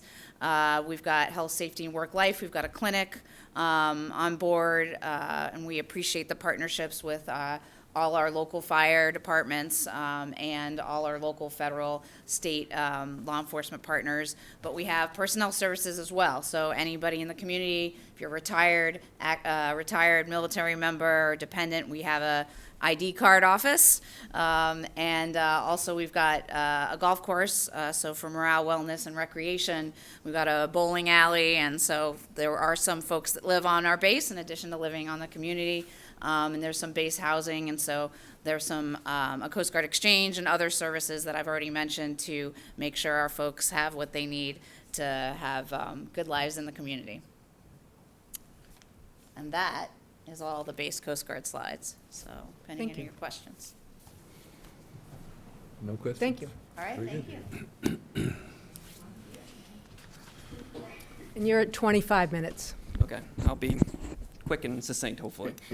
My name's Colonel Matthew Porter. I know many of you have been around here for a while now. I'm the base manager for the base and former commander for the base as well. Just check one thing here. Okay, so these are my old slides. I had some new slides, but we're going to go with the old ones today. So Camp Edwards, not much different from a town. So similar functions. If you think of me, maybe more like a town manager, so to speak, on my full-time side. So that's what I do. I manage the base. We have several different directorates, just like you would here in a town. But for us, maybe a couple of different things like logistics and environmental engineering and director of plans and training. So obviously Camp Edwards is a training base primarily. That's what we are there for. We don't have a large contingent of full-time people that live on the base. We do have a few, but for the most part, we are focused on units coming in, transient units to train there for a weekend or a week during AT, annual training, and then leaving the base. So very transient in nature. Different types of soldier training that we have, besides ranges, which we do have, we also have a lot of simulations. We have a lot of different things like for physical activity, whether it's like obstacle courses or tracks that we're building actually right now. But we also host a lot of different activities and training exercises. We have Operation Viking that we did 2 years ago. We had paratroopers jumping in onto our airfield. We've done several other exercises, whether it's Cyber Yankee, which we're focusing on cyber activity, and so forth. So we do a whole gamut, very broad range of different types of training. And some of them are in the field, some of them are on computers, so very, very wide range. Besides that, we focus a lot on our training areas, especially the 15,000 acres to the north, which we call the reserve or the northern training area. And we do that by, focusing on the pine barrens habitat and the species that live there. So we have, right now, I think it's 41 listed species that reside on our base, which you would think would be a hindrance, but it's not. It's really, it's success for us. We have those species there because we manage the land so well.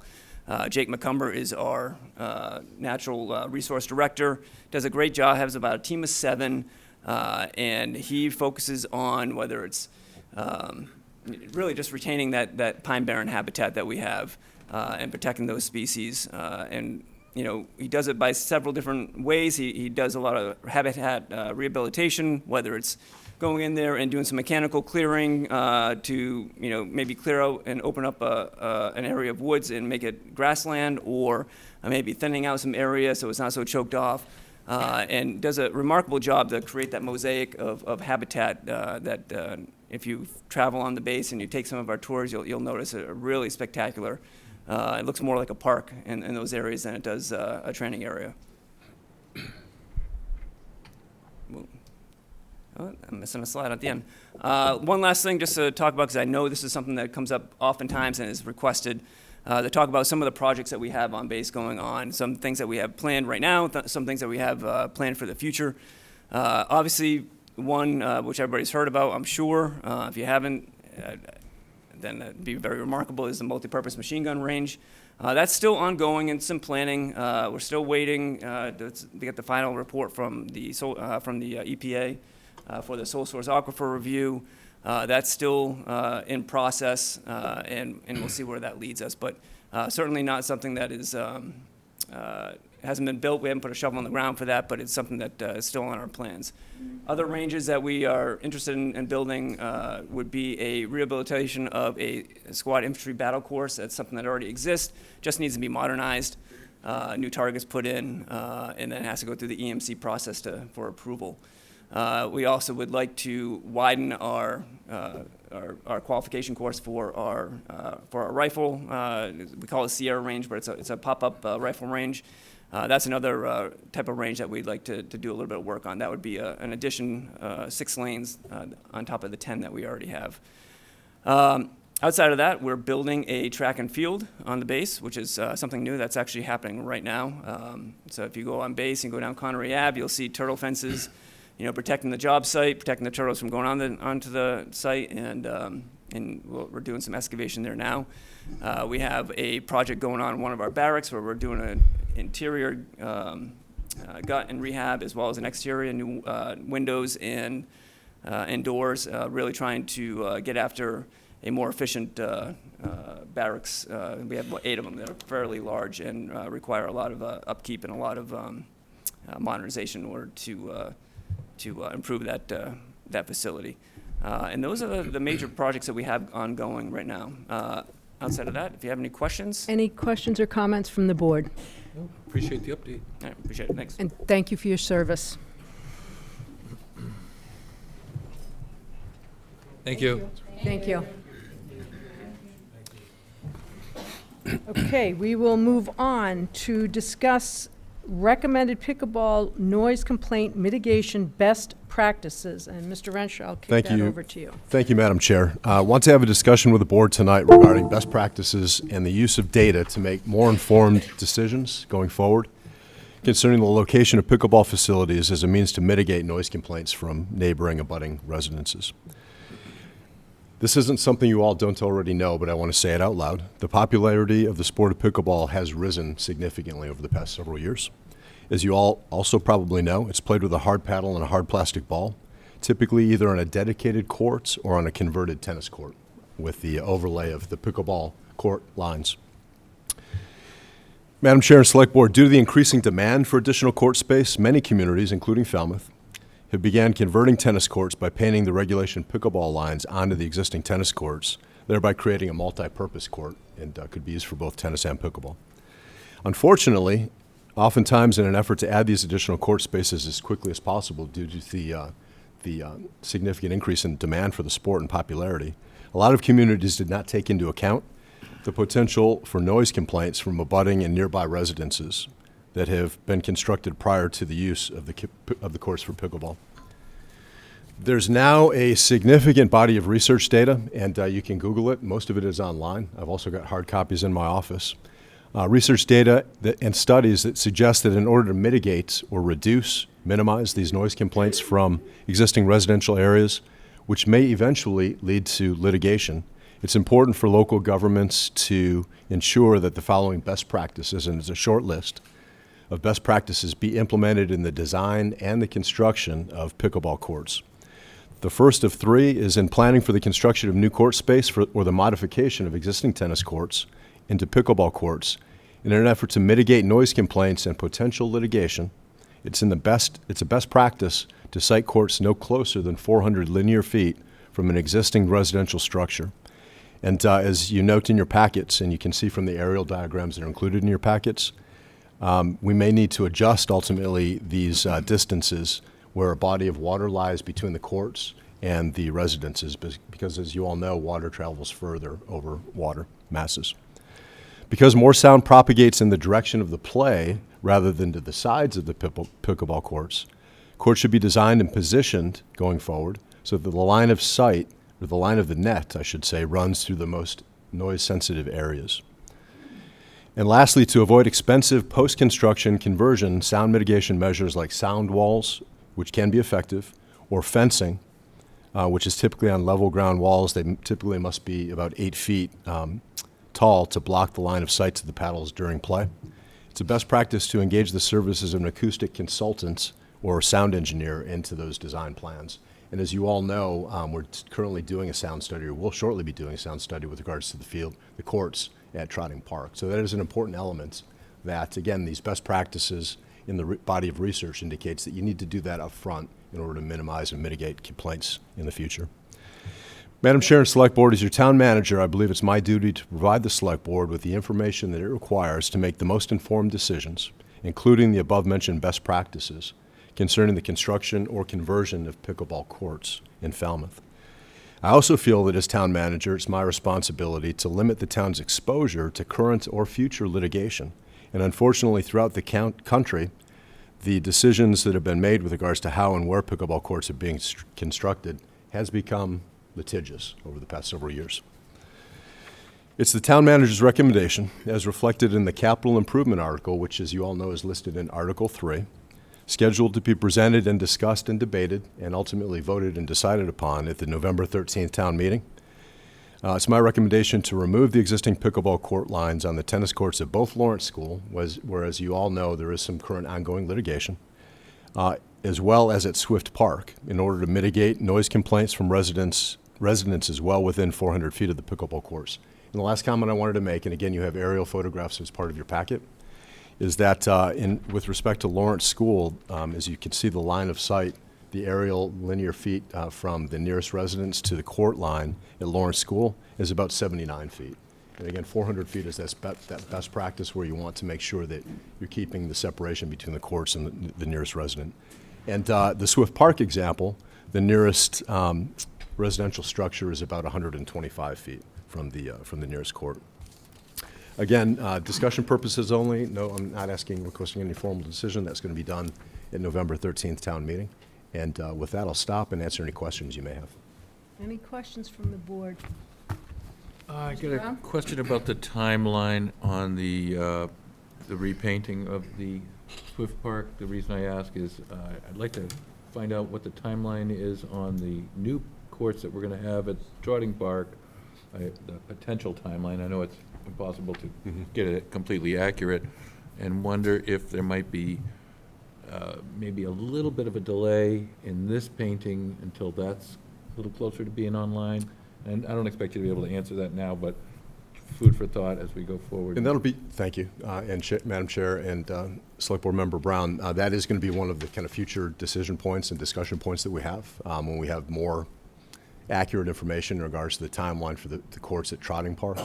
And also, quite honestly, and I understand town meeting approved the tennis courts with a combination of tennis courts and pickleball perhaps at the high school. So those will be part of the ongoing future discussions that we have coming back to the Select Board.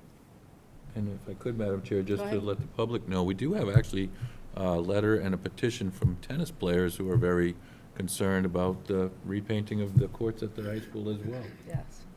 Because I guess it's apparently to tennis players, the extra lines are distracting, and for our tennis team, maybe that's a concern. So it's just another thing to throw into the mix as we go forward. Yes. Question, Mr. Renshaw, looking at this map of Swift Park, there's a building to the right that's 76 feet? It's not- Yeah, would you all speak up? It sounds like you're just talking one to the other, and we can't hear you. Oh, sorry about that. On the map of Swift Park, there's a building to the right that says it's 76 feet. Can you say what that building is? I believe that current use is a childcare facility. Okay, so it's not a residence. Okay, thank you. We had someone who wanted to speak during public comment. I want to start with that person, because I shut him down quickly. Sorry about that, sir. That's okay. It's other word mitigation, I didn't realize it was by that. Okay, start off with, my name is Gerard Cogliano. I'm a town meeting member for Precinct 7. I'm here to address the issue of availability to play pickleball in Falmouth. During the Recreation Committee meeting on Tuesday, 10 October, it became apparent there is a plan to paint over the pickleball lines at Lawrence School tennis courts and the Swift tennis courts. This is a terrible action to take. Removing the lines in these courts, the Recreation Department will be limiting the opportunity of our citizens and guests to play the sport. One of the Recreation Department's responsibilities is to offer recreational activities for the town, and pickleball is one of those activities. Our town manager, Mr. Renshaw, made it abundantly clear that he's using data to address the issue. By leaving out data that the median age of the town's population is 55.8, according to Google and other studies, maybe older, we'll be neglecting the recreational needs of this population. The additional issue is the cost to paint over the lines at Lawrence School and Swift, identified to be $88,000. This is a terrible waste of taxpayers' dollars to paint over lines. The article in this week's Falmouth Enterprise stated the Finance Committee has proposed to indefinitely postpone or suspend Article 11, which is appropriating funds to construct pickleball courts and other amenities. By not building more courts, there will only be 4 courts at Nye Park in North Falmouth for residents and guests to play. This is unacceptable. The town of Falmouth, and specifically the Recreation Department, needs to be more progressive, providing more opportunities to play pickleball, not being limited by the fear of litigation. Thank you for my consideration and time. Also, think about, a lot of us go to Mashpee. That's a town half our size, half our budget. They have 8 courts. Other towns that build courts. We're way behind the 8 ball, and our population is getting older. And as you well know, this is a sport that's good for our aging population, and it'd be really neglectful on our part not to provide that sport. Thank you. Thank you, sir. Go ahead. And I'll get to you, ma'am, next. Yes, please. Hi, I'm Debbie Carlisle. I live in Falmouth. Thank you for the opportunity to comment. Could you pull the mic just a little bit closer, or either way? Okay. At the end, I'm going to ask you to take away 3 ideas. You now know that we have only 8 outdoor public pickleball courts in Falmouth, 4 of which are located at Swift Park. At last Wednesday's rec committee meeting, which was heavily attended, the town manager confirmed to us his plan to paint over the lines at Swift Park and removing 4 courts. The next day, pickleball players circulated a petition to ask the town not to paint over the pickleball lines. The petition was available for only 3.5 days so that we could present it to you tonight. So over 450 pickleball players signed the petition in 3.5 days. So you can see this is a very important issue to us. I'll provide you a copy of the petition tonight. Here's the problem. The town manager made the plan to paint over Swift Park and move Swift pickleball to new courts at Falmouth High School without any consultation with the pickleball community. We found out in the newspaper 2 weeks ago. I'm not here to whine about not being told, but the real problem with not engaging with the pickleball community in advance is that left on their own, while the town managers are good people, they came up with a bad plan. So the town manager wants to shut down pickleball at Swift because of noise complaints from at least 1 neighbor, possibly 2. We are sympathetic to this complaint, but every possible relocation comes with downsides. We don't know yet if pickleball is going to be accepted at the high school when the new courts are ready. And before finding that out, the town manager plans to erase the pickleball lines from Swift Park, possibly making a $44,000 mistake from which there's no turning back. Who is here for pickleball? So we all want to find an acceptable solution while we wait for Trotting Pickleball Park to be built. The pickleball community knows its own habits of playing and locations, and we want to help the town managers come up with the best solution. Why can't we work together on this?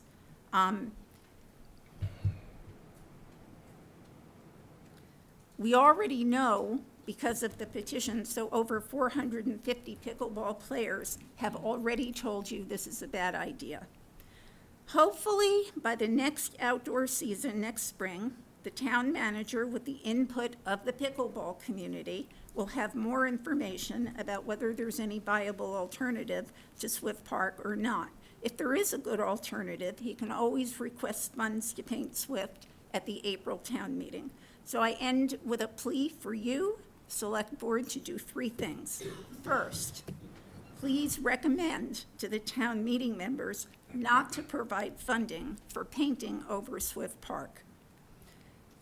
There are very few pickleball players outdoors in the winter, so holding off on painting over the pickleball lines until the spring season of pickleball starting up again should not bother the Swift Park neighbors. Number 2, please direct the town manager and the recreation director to work with representatives of the pickleball community to find the best overall solution until Trotting Park is built. Number 3, please ask the Finance Committee to change their recommendation to the town meeting and to immediately approve the $2.6 million funding asked for the construction of Trotting Pickleball Park. Thank you. Thank you. Go ahead.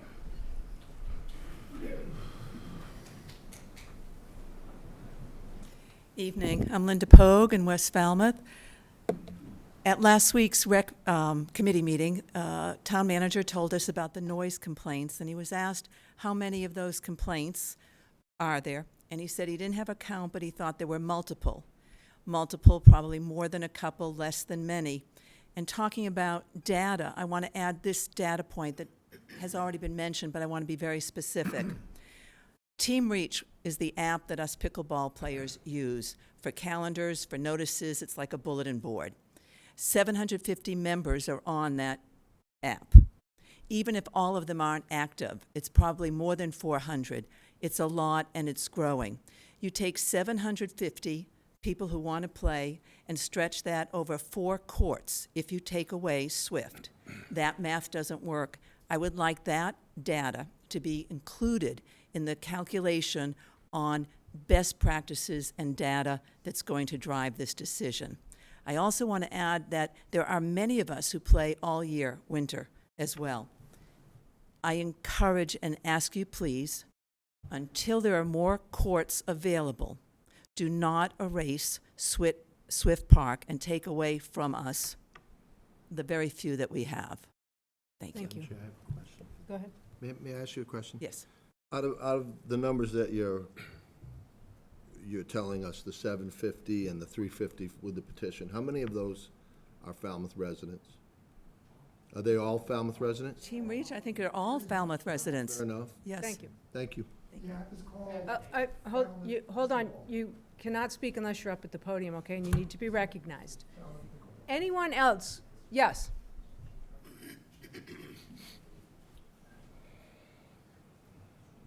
Jim Gray, also from West Falmouth. I would second what Mike had to say about the noise complaints. I've received quite a few. And again, I don't have records of the number of noise complaints that I've received. And Angela, I believe that, one of the complaints that I received and also went to the Traffic Advisory Committee was parking issues when the kindergarten was having its graduation last spring. We need to recognize that the parks that we have are multi-purpose parks. We've got a playground at Swift Park, things that swing around, things kids climb on, and whatever else. We have very enthusiastic pickleballers, and trying to mix 3, 5, 7-year-old kids with the pickleball thing really doesn't work. And so... Hey, excuse me. He has a right. Please let him continue. And, I think where Mike's headed with having a separate facility for pickleball makes perfect sense. When there's not the ability to be able to park and let your kids or your grandkids play on the facilities, I took my own grandkids over there to play tennis one day. It was totally consumed by the pickleballers, so I went to the high school. Now, if we lose the high school as a tennis facility, I don't know what. So there are complaints. The pickleball people need to have facilities for them to play, but there's inadequate parking at Swift Park, and there's multi-purpose things, and I think the select board needs to consider the full spectrum of needs and interests of the community. Thank you. Yes, sir.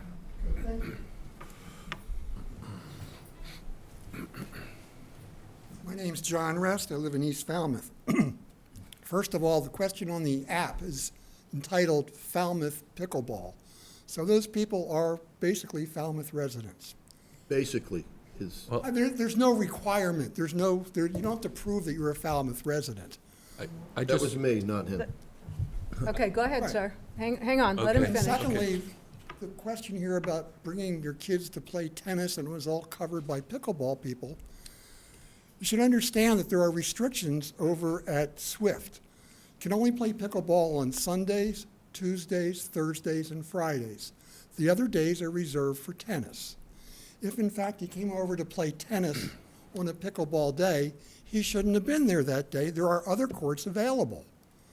That's the restrictions that we have over there. We only have 4 days a week to play pickleball at Swift. Now, pickleball has been played there, I understand, since 2014. It's been there almost 9 years. We are now entering a period where obviously there's a bigger demand, and Trotting Park is important to have. The Finance Committee, as Debbie said, is postponing the decision on financing that until the spring vote. It seems to me the way we have to get around this, I feel sorry for the people who live there. It wouldn't be pleasant. I wouldn't want to live there. But at the same time, it's been there for 9 years. There's a huge demand for it. And it's important that we get Trotting Park open as fast as possible to alleviate all these problems. Right now, we're going into the winter season. There are going to be fewer people playing pickleball. There's going to be fewer days where you can play because of snow and ice and wind and cold. And the people who live in the neighborhoods, they're going to have their windows closed, their doors closed. They're not going to be out in their decks reading the paper. Seems to me that this unilateral decision, let's close it down, doesn't really make any sense, at least at this time of year. Let's see where we can get Trotting Park done as quick as possible, postpone any decision on Swift at this time, see how it plays out over the winter, see how the Trotting Park progress is made, and everyone can just stay status quo for now. I mean, these people, the neighbors, they bought a property next to a sports facility. I'm sorry, it has changed, and the sound has changed. But perhaps they'll be more willing to put up with it if they knew that in a year and a half, Trotting Park opens, Swift is done. You know, they've put up with it for 9 years. Maybe another year and a half, they can say, okay, if we have a guarantee we're not going to have this anymore, go for it and be done with it. Because you guys are in a dilemma. I mean, you have people who are very strong-willed about the pickleball, and you have the concerns of the neighbors, and they're all legitimate. Thank you. Okay, I'll take one or two more comments. Anything new? Yes, sir. There could be an option in between the new... Your name, sir? Bob Dolan. Thank you. We could have an option. If we put up the fences, the soundproof fencing, it will help decrease the volume. We have to have an interim policy here between Swift Park and maybe the new courts whenever they get built.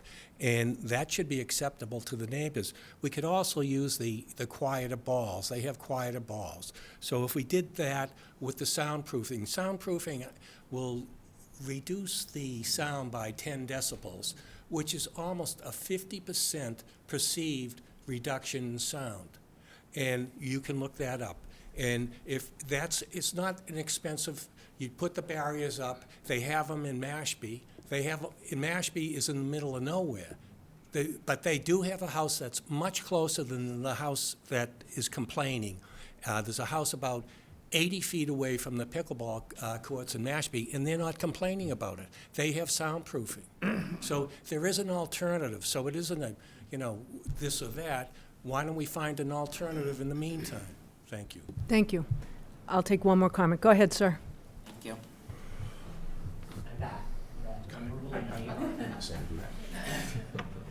I'm Britt Densmore. I live on Blacksmith Shop Road, directly across the street from the Swift Park. My family's owned the house there since 1967. We never heard tennis, occasional ball game, but as we all know, because we're all here, annoyed at our officials, that the pickleball is a completely different beast. And the idea that my parents bought the house across from Swift Park, knowing it was a sports facility, has no bearing on pickleball. Because pickleball is a maddening, noisy sport. And my house is 120 feet away from the pickleball court, and it's on a hill, because Blacksmith Shop Road is the highest point in Cape Cod, and so there's no mitigation of sound that you could do because my house is above the courts, so the sound goes directly up to the house. And I've had a study done, decibel level study done, that is in the high 70s, and it's a horrible, horrible amount of noise. And I play pickleball. I go to North Falmouth now. I don't play it across the street, and I never have. But I'm not against pickleball. I'm against pickleball in a residential area because there is no place for it in residential areas. And you all laugh, but you don't talk about noise. Please address the board. I'm sorry. Please address the board. Everyone talks, all the letters in the Enterprise talk about how, we're entitled to have X number of courts. There's so many of us. You have to listen to us, but they don't care about the noise. One person here tonight said they were sympathetic, but that means nothing. All they want is their courts. They want to have them. They want to play on them. They don't want anyone to tell them they can't have them, and that's it. They're a group, very entitled people who have no sympathy for anyone else. Thank you. Thank you. Okay, there is no action being requested of the board at this point, so I think we will move forward on our next agenda item. Thank you all for being here and letting the board know. Yes, please. Thank you. Okay, we are going to move on to a request. Folks, if you could exit just kind of quietly so we can continue our business, that would be great. Request from Mark and Cynthia Alberts to submit a notice of intent to the Conservation Commission to perform sediment, nourishment, and maintenance on town-owned land at Lot B, 0 Great Bay Street. Mr. Renshaw, please. Thank you, Madam Chair. As you all recall, this item, well, you may not recall, I'll tell you, the item was continued from the July 24th meeting. At the applicant's request, Falmouth Engineering Incorporated has prepared and submitted the notice of intent packet that's included in your agenda packet this evening. As you all may recall, the original Coastal Bank Stabilization Project was approved by the Conservation Commission back in 2017. And from time to time, the project requires routine maintenance to include the addition of sediment to the fiber rolls that line the coastal bank and periodic removal of invasive plants. On July 6th of this year, comments regarding the project were submitted by Chuck Martinson, Deputy Director of Marine and Environmental Services. Included in these comments that I wanted to bring to the board's attention was mention of some longstanding issues with sand movement from the western shore of Great Pond, which collect in the ebb and flow tide deltas of Perch Pond.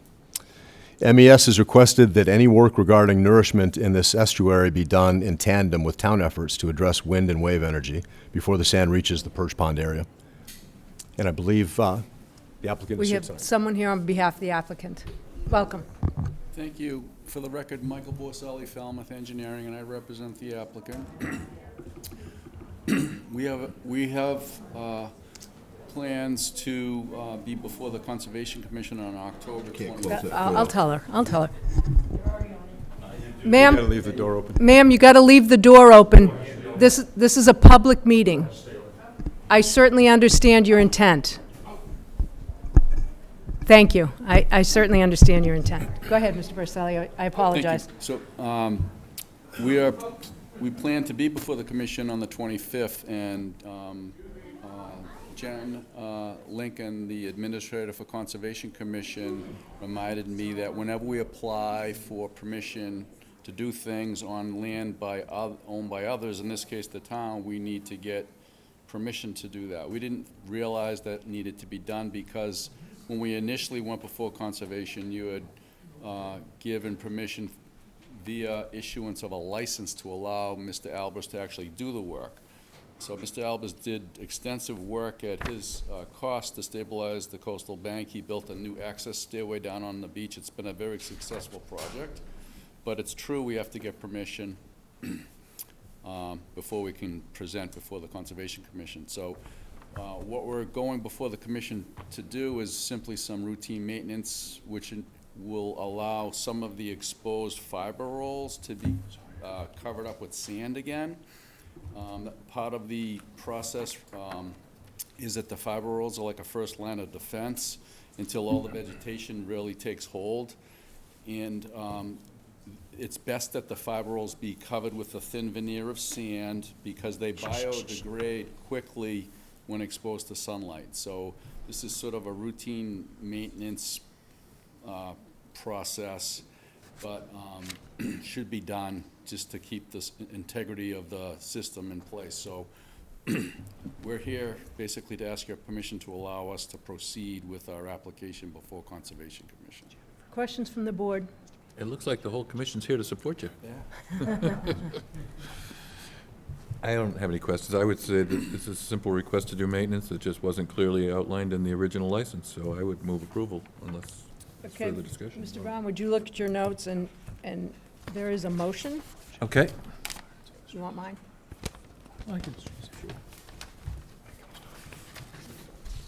I make a motion to approve the applicant's request to submit a notice of intent to the Conservation Commission to perform sediment nourishment and maintenance. Thank you. I'll second that motion. Okay, I have a motion and a second. Any further discussion amongst the board? Hearing none. All those in favor? Aye. Thank you. Thank you.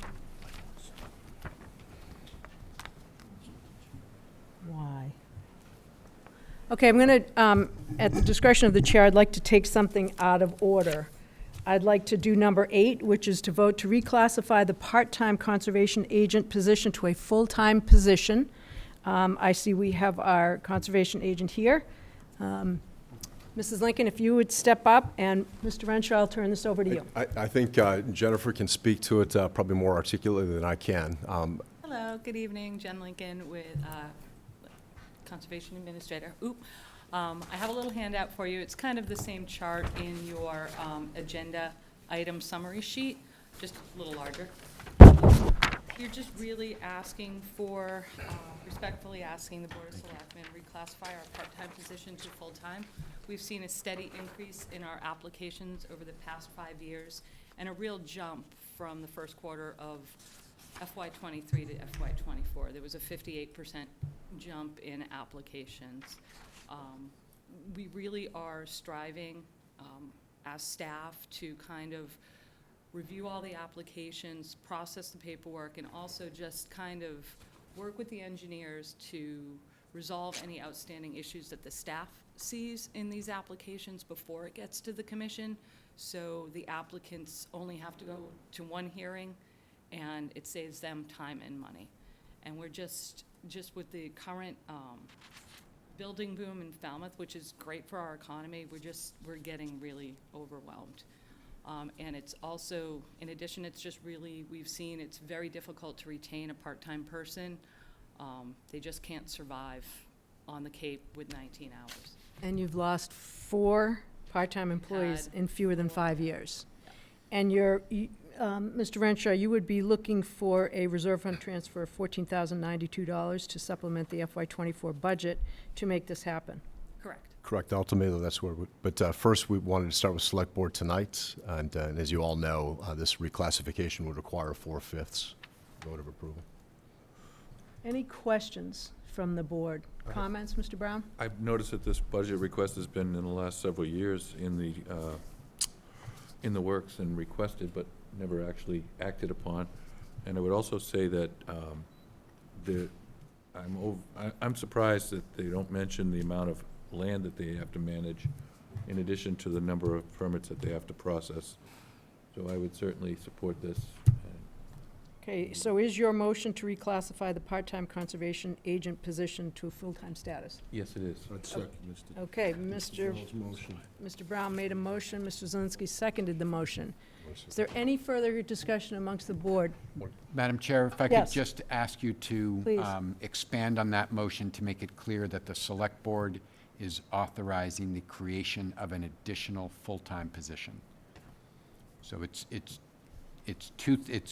changing the half-time position to full-time, but I just want to make sure it's not, it's not just a classification vote. The charter requires Select Board 4/5 vote to create a new full-time position. So that's in effect, by reclassifying it from half-time, part-time to full-time, that's what you're doing. You're creating a new full-time position. So that's the motion. I would amend that motion to say that we're now creating a new full-time position in the Conservation Department. Mr. My question Muscally. is the part-time position then omitted, or is that going to stay as well? The intent is to replace this, if this position is funded, it will replace the part-time position. It is not in addition to. But so it's more than a reclassification, I guess is what you're saying, because you're That's- saying it's a new full-time position. That's right. Right. Which requires a 4/5 vote of the board.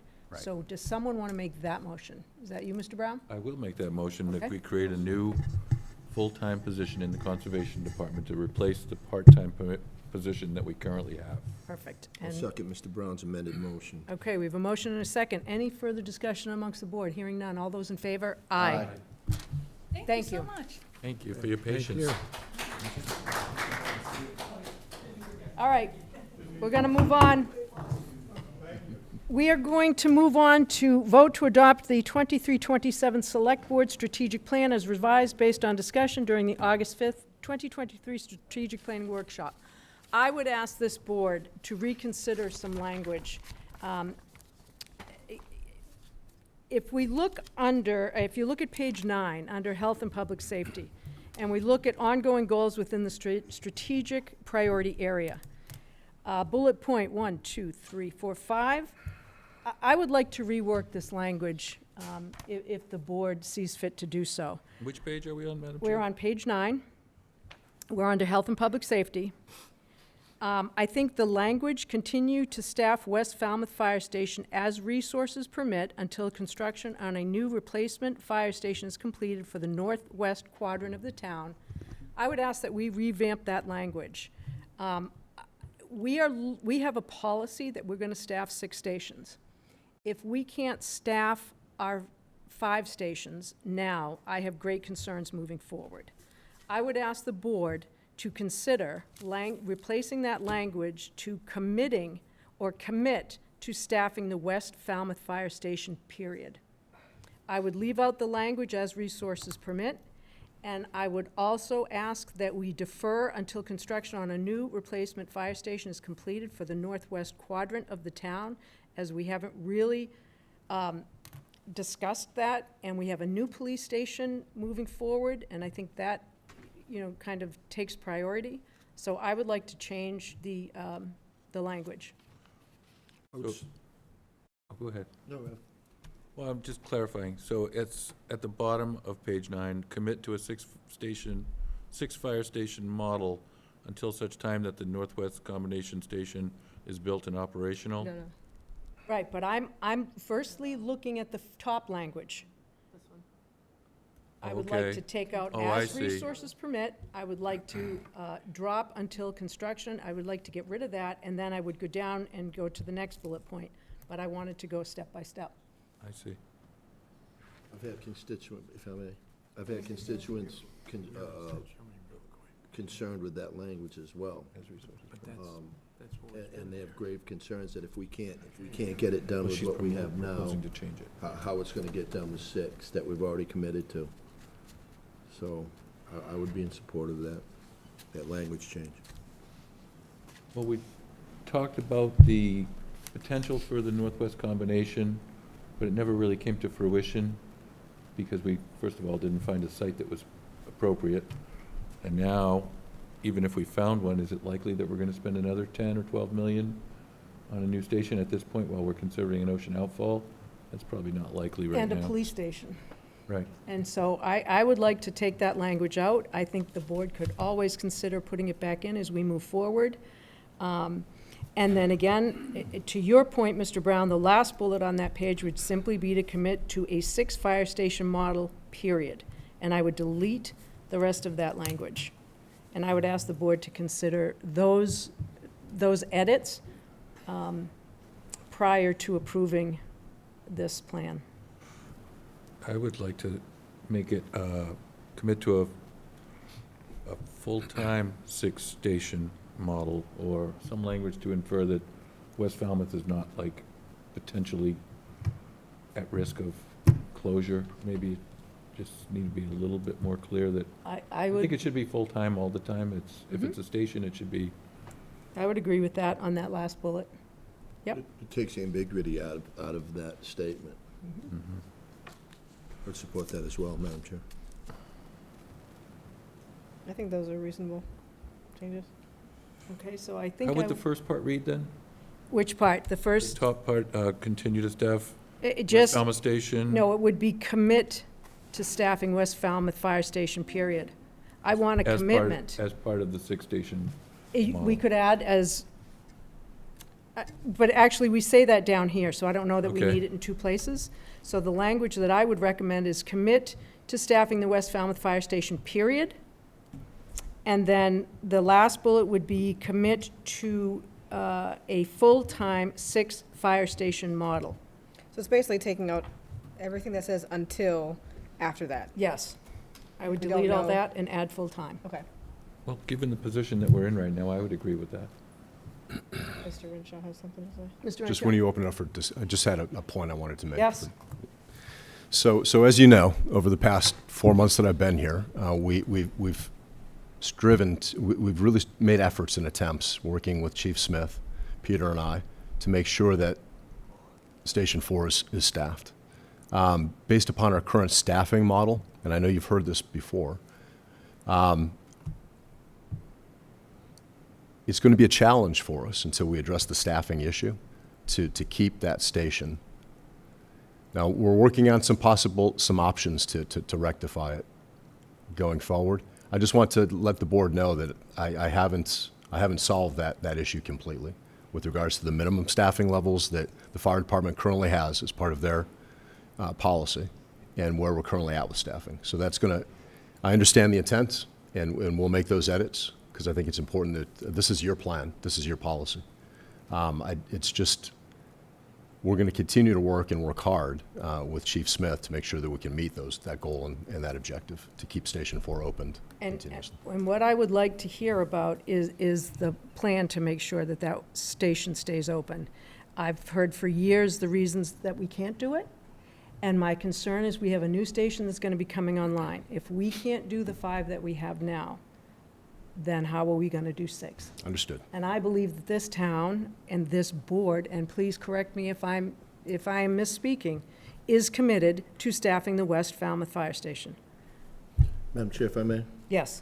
We seem, and forgive me for, we've gone over this and it's been explained to us over and over. One thing is, that person coming with a baby in their arms doesn't care what our problems are. They want to go to that fire station and they want to know that somebody's going to be there, number one. Number two, we seem to be giving stipends for every other shortfall we have in staffing. There's got to be a solution to this to preserve public safety. So that is my position on this. So I think public safety supersedes all else when it comes to, you should be able to go home and know that, you know, you're right around the corner from a facility. And it's a policy. It's what we like. We did create it's that what we'd like to policy. see, and, you know, to the best of our ability, we should just try to fulfill that. So, yeah, I agree these changes. I would say yes to those. Okay, I would- can I have a motion to accept the plan with the agreed-upon edits?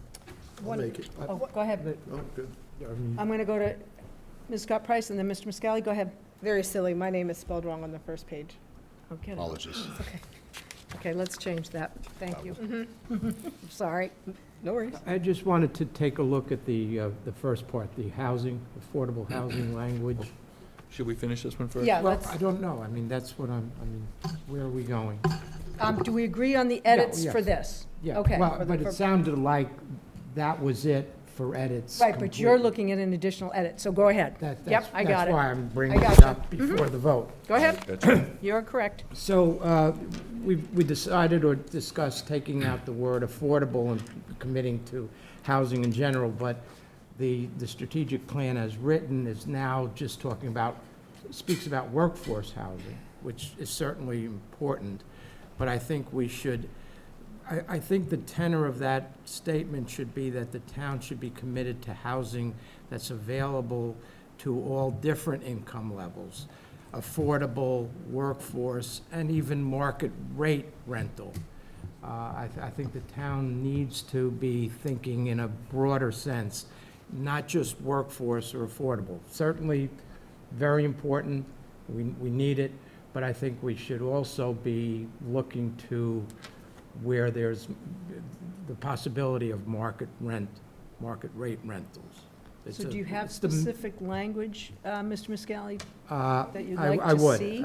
yeah. I Okay. mean, I would say that the Select Board has included housing as a specific priority area to signify its importance, prioritizing creation of housing, and this is what I would add, that is available to and attainable by all different income levels, including affordable, workforce, and market rate rentals. Okay, That's a nice addition. I like Sounds it. good. I like it.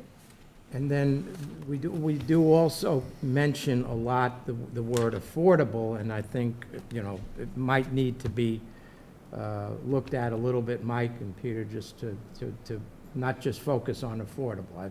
We all know how important that is, but, and then the specific actionable goals, you know, the bullet point, add 100 more, it just reads a little, you know, difficult as far as I can understand what we're trying to say. So I would be very simple. I would just say add 100 more deed-restricted affordable rental units. I don't know if we need the parenthetical. I don't know if we, you know, what we're saying is we want to add 100 more deed-restricted affordable units. I think that's really what we're trying to say, and I would just say it simply that way and do away with the parenthetical and the explanation. Okay.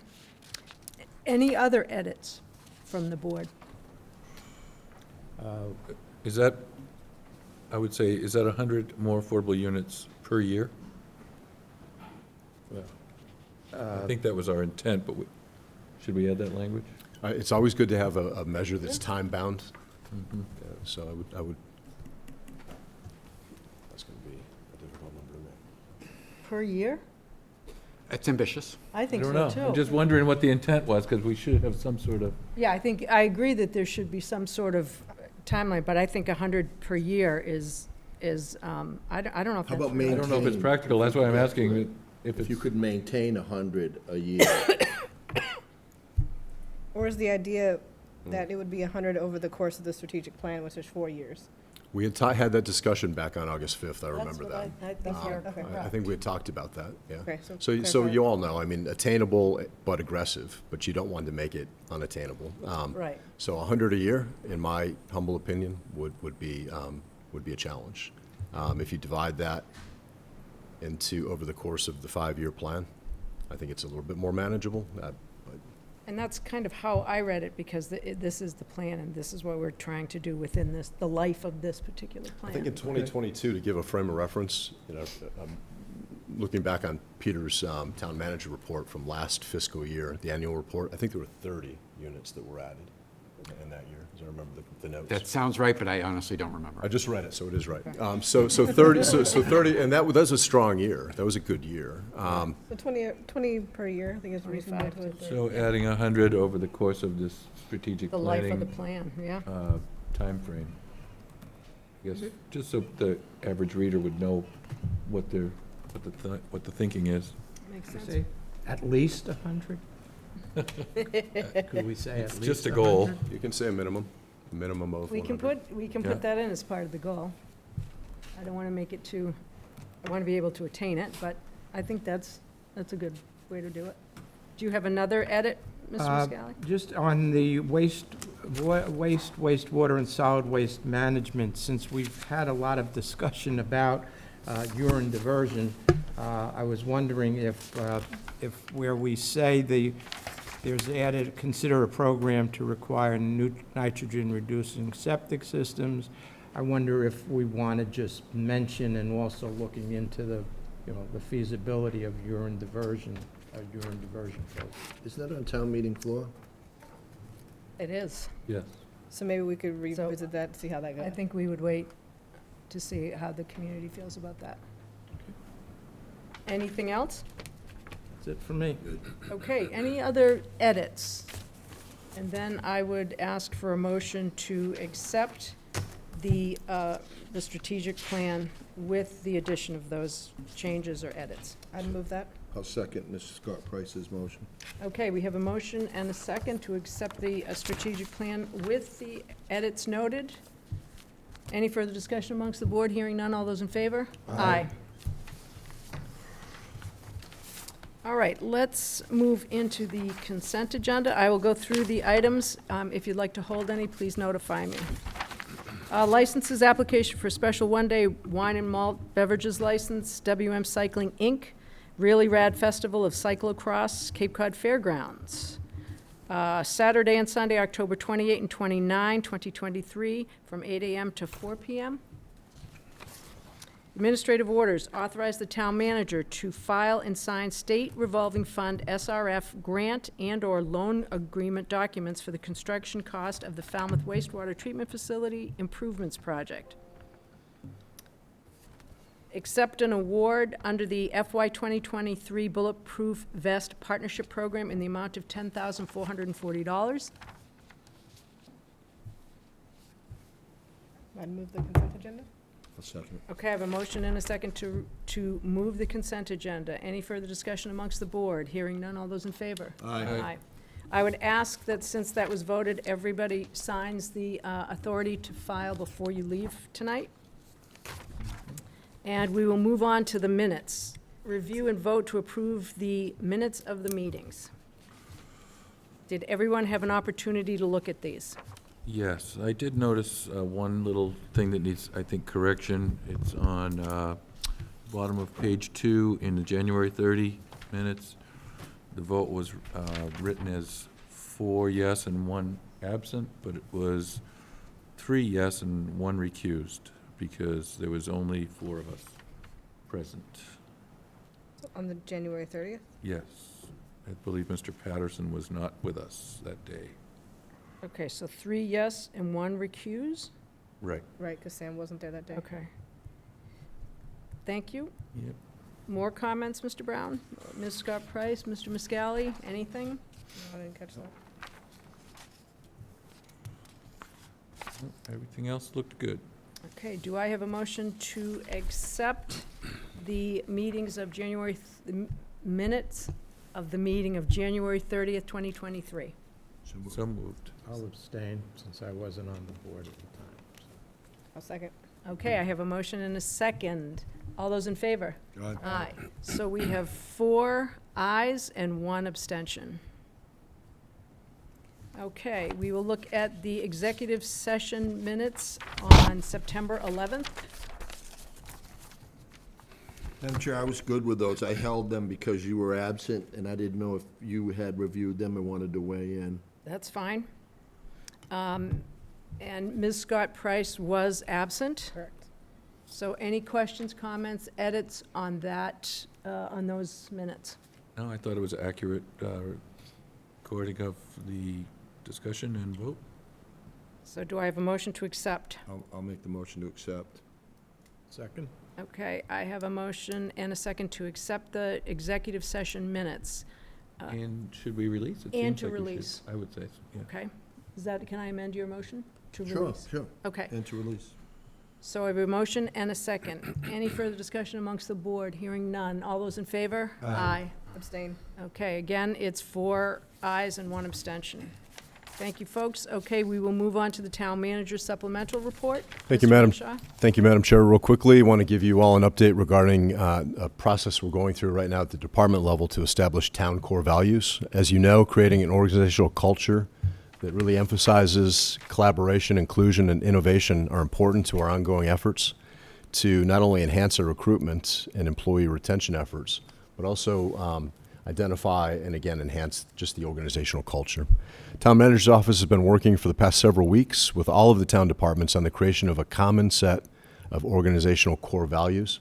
And by core values, you likely already know this. It gets to the essence, kind of the basic function and the importance of what we do as an organization. So I reached out to the department heads, they reached out to their staff, and each department literally had a process where they sat with the staff and really solicited information from the staff, the line level staff, as far as what's important to them, their core functions of what they do. These core values, like I said earlier, are going to form the foundation for the organization's identity and reflect what it means to be part of Team Falmouth going forward for both our employees within the organization and kind of an outwards reflection of the community that we serve. So it's really important. Now, each department manager has met with their staff to develop this short list, and by short list, it's about 6 to 8 core values from each department, and why each is meaningful to them. Our next step in the process is to come back together as a larger group, which we're going to do next month, and obtain a consensus on 6 really fundamental core values that we feel apply across the entire organization. Ultimately, our goal is to bring those core values back to Select Board for your review and approval of those, because it's important, obviously, that the elected governing body has buy-in and supports those core values. And lastly, we're going to be working with Select Board to develop a mission statement and a vision statement. I think that's one thing that's important to an organization to move forward. We talked about, the value of strategic planning, but without that core foundation of that mission and vision statement, why we exist and why we do the things that we do and how we do them and what we value, I think you're missing something. So it's going to be important. Select Board certainly has input in that process as well. So core values, kind of the building blocks, and then we're going to escalate that up to a mission and vision statement as well for the organization. Lastly, I wanted to give a couple of quick updates on some recent projects and initiatives that we've been working on. And I'll start with the Steamship Authority. In an effort to continue to improve communications and collaboration between Town Hall and the Authority, I've had my second meeting in as many months with Steamship Authority General Manager Mr. Bob Davis. Recently, on October 12th, Bob and I met to begin discussions to renew our existing Woods Hole back parking lot lease, or otherwise known as the Church Street lease, which expires, as you know, on December 31st of this year. The agreement was originally entered into on December 27th of 2015, and we're currently on our 3rd amendment or extension of the lease. And Madam Chair and Select Board, I'm optimistic that between Bob and I working on our red line drafts, we'll have something for both the board and the Authority Board of Directors to consider in early November. And lastly, wanted to give a brief update in regards to a process that I started back in August, and I'm hoping to bring that to completion here shortly too, with regards to the entertainment license review and approval policy.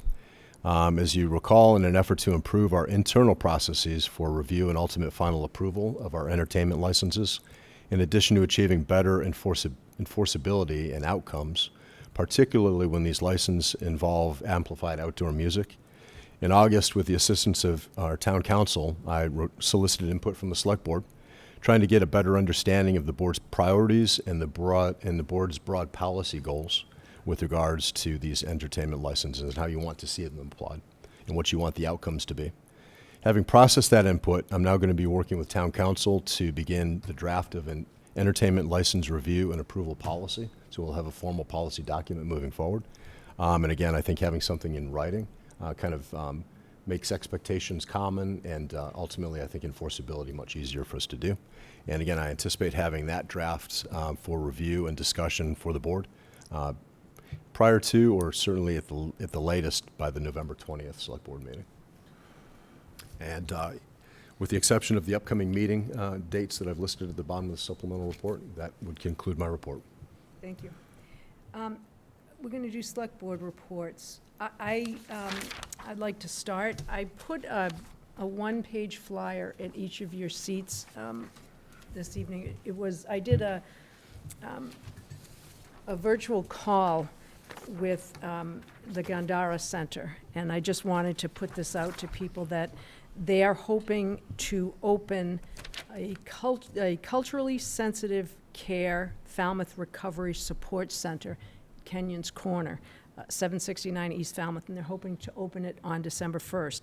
And I just wanted people to know what it is. It's a recovery support center that will serve all people in recovery from substance use and those affected by substance use. Volunteers and staff will work hand in hand to build a judgment-free community that is peer-driven, recovery-centered, and embraces all pathways to recovery. And they give you a list of available services at no cost. They are expecting about 150 members to participate. You can see that they have developed core values. They talk about their staffing, and they talk about their hours of operation. And I was very excited to have that virtual call because I learned an awful lot about this center, and I think it's something that Falmouth could really use and support. They're hoping to do a ribbon cutting on December 1st, and I will let you know if that indeed does come to fruition, but I wanted everyone to know that that's in the works. You said this is at Kenyon's Corner? Oh, okay, Mhm. great, thank you. The exact address is 769 East Falmouth Highway. The other thing that I'm thinking about, we've had a lot of requests for upcoming agenda items, and I hate to suggest this, but I'm wondering if the board would be willing to take a look at maybe a workshop. We've got a lot of things out there that we need to discuss, and sometimes our meetings get so busy that MLP, short-term rentals. I've had a lot of calls about sober houses that I'd like some guidance around. The rail trail that's coming up, and I just didn't know if, with all of those items that we need to discuss, if you'd be interested or willing to do a workshop. You don't have to answer now, but it's something that I think we may need to make sure that we address all these issues. Any other select board reports? I know that, if I may? Yes. Mark, ZBA has a workshop this Saturday? No, it's the 28th. The 28th, so I'll be attending that. And I know that you had made some interest in going, but I'll be going to that as the liaison. Thank you. Any other report, Mr. Zelinski? No. Mr. Muscally? No, only that I did attend the postcards from the past exhibit at the Scarsdale, the Falmouth Historical Society.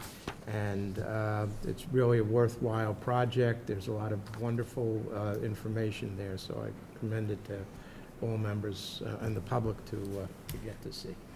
Thank you. Mr. Brown?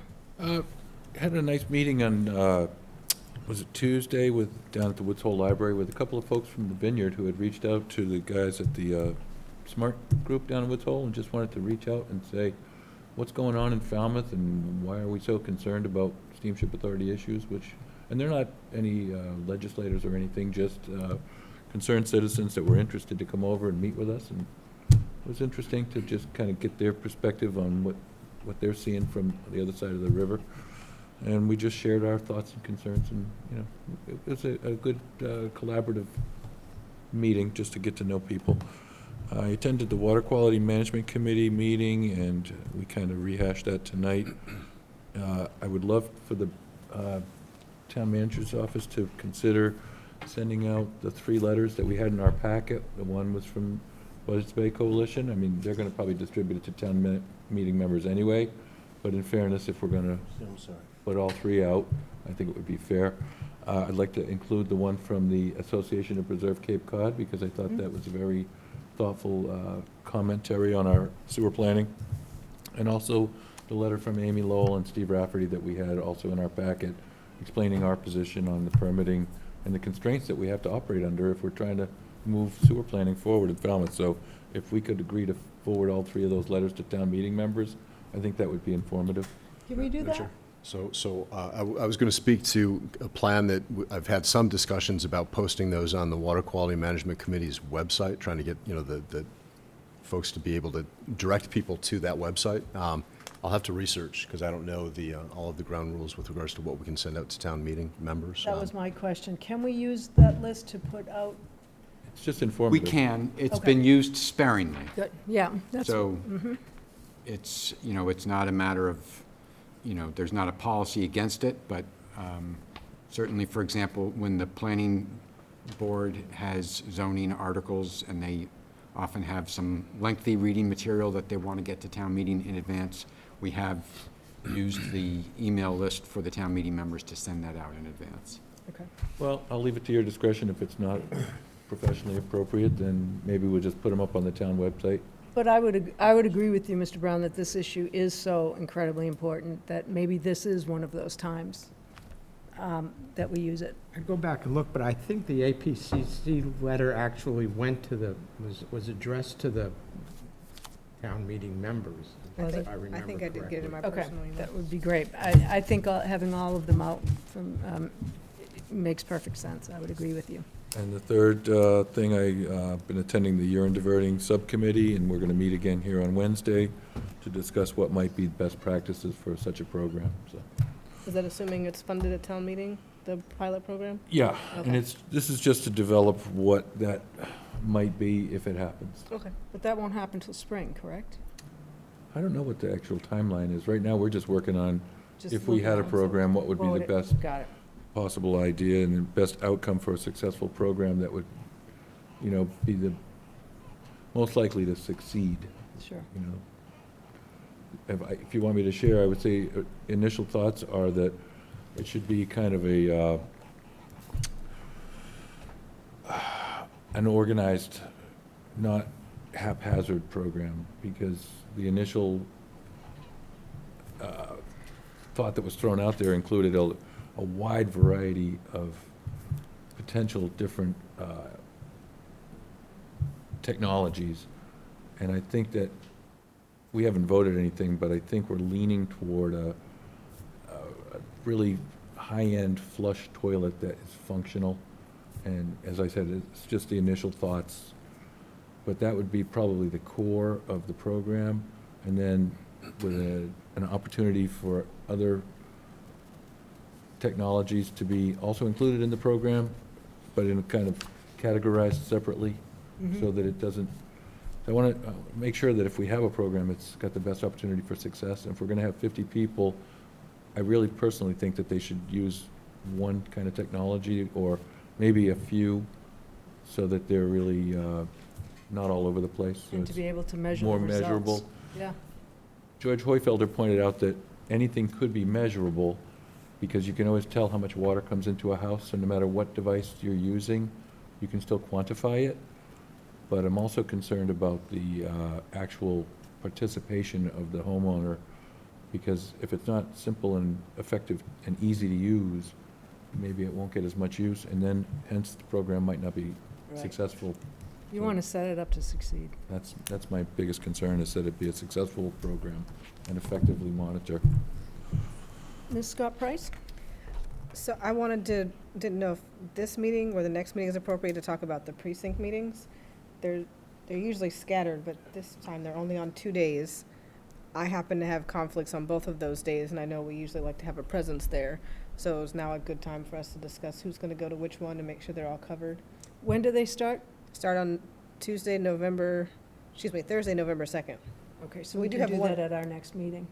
Yeah, okay. That's a great thing, though. Let's make sure we get that on the list. Anything else from I'm you all set. two? Thank you. Okay. Anything else? Anything else from the board? Anything else from the town manager's office? Thank you for putting the upcoming schedule at the bottom of each agenda. It's very It's useful, helpful. helpful. Okay, I would entertain a motion to adjourn. So moved. Okay, I have a motion and a second. Any further discussion amongst the board? Mr. Muscally? You good? Good. Okay, hearing none. All those in favor? Aye. And if I could just get that form signed by everybody?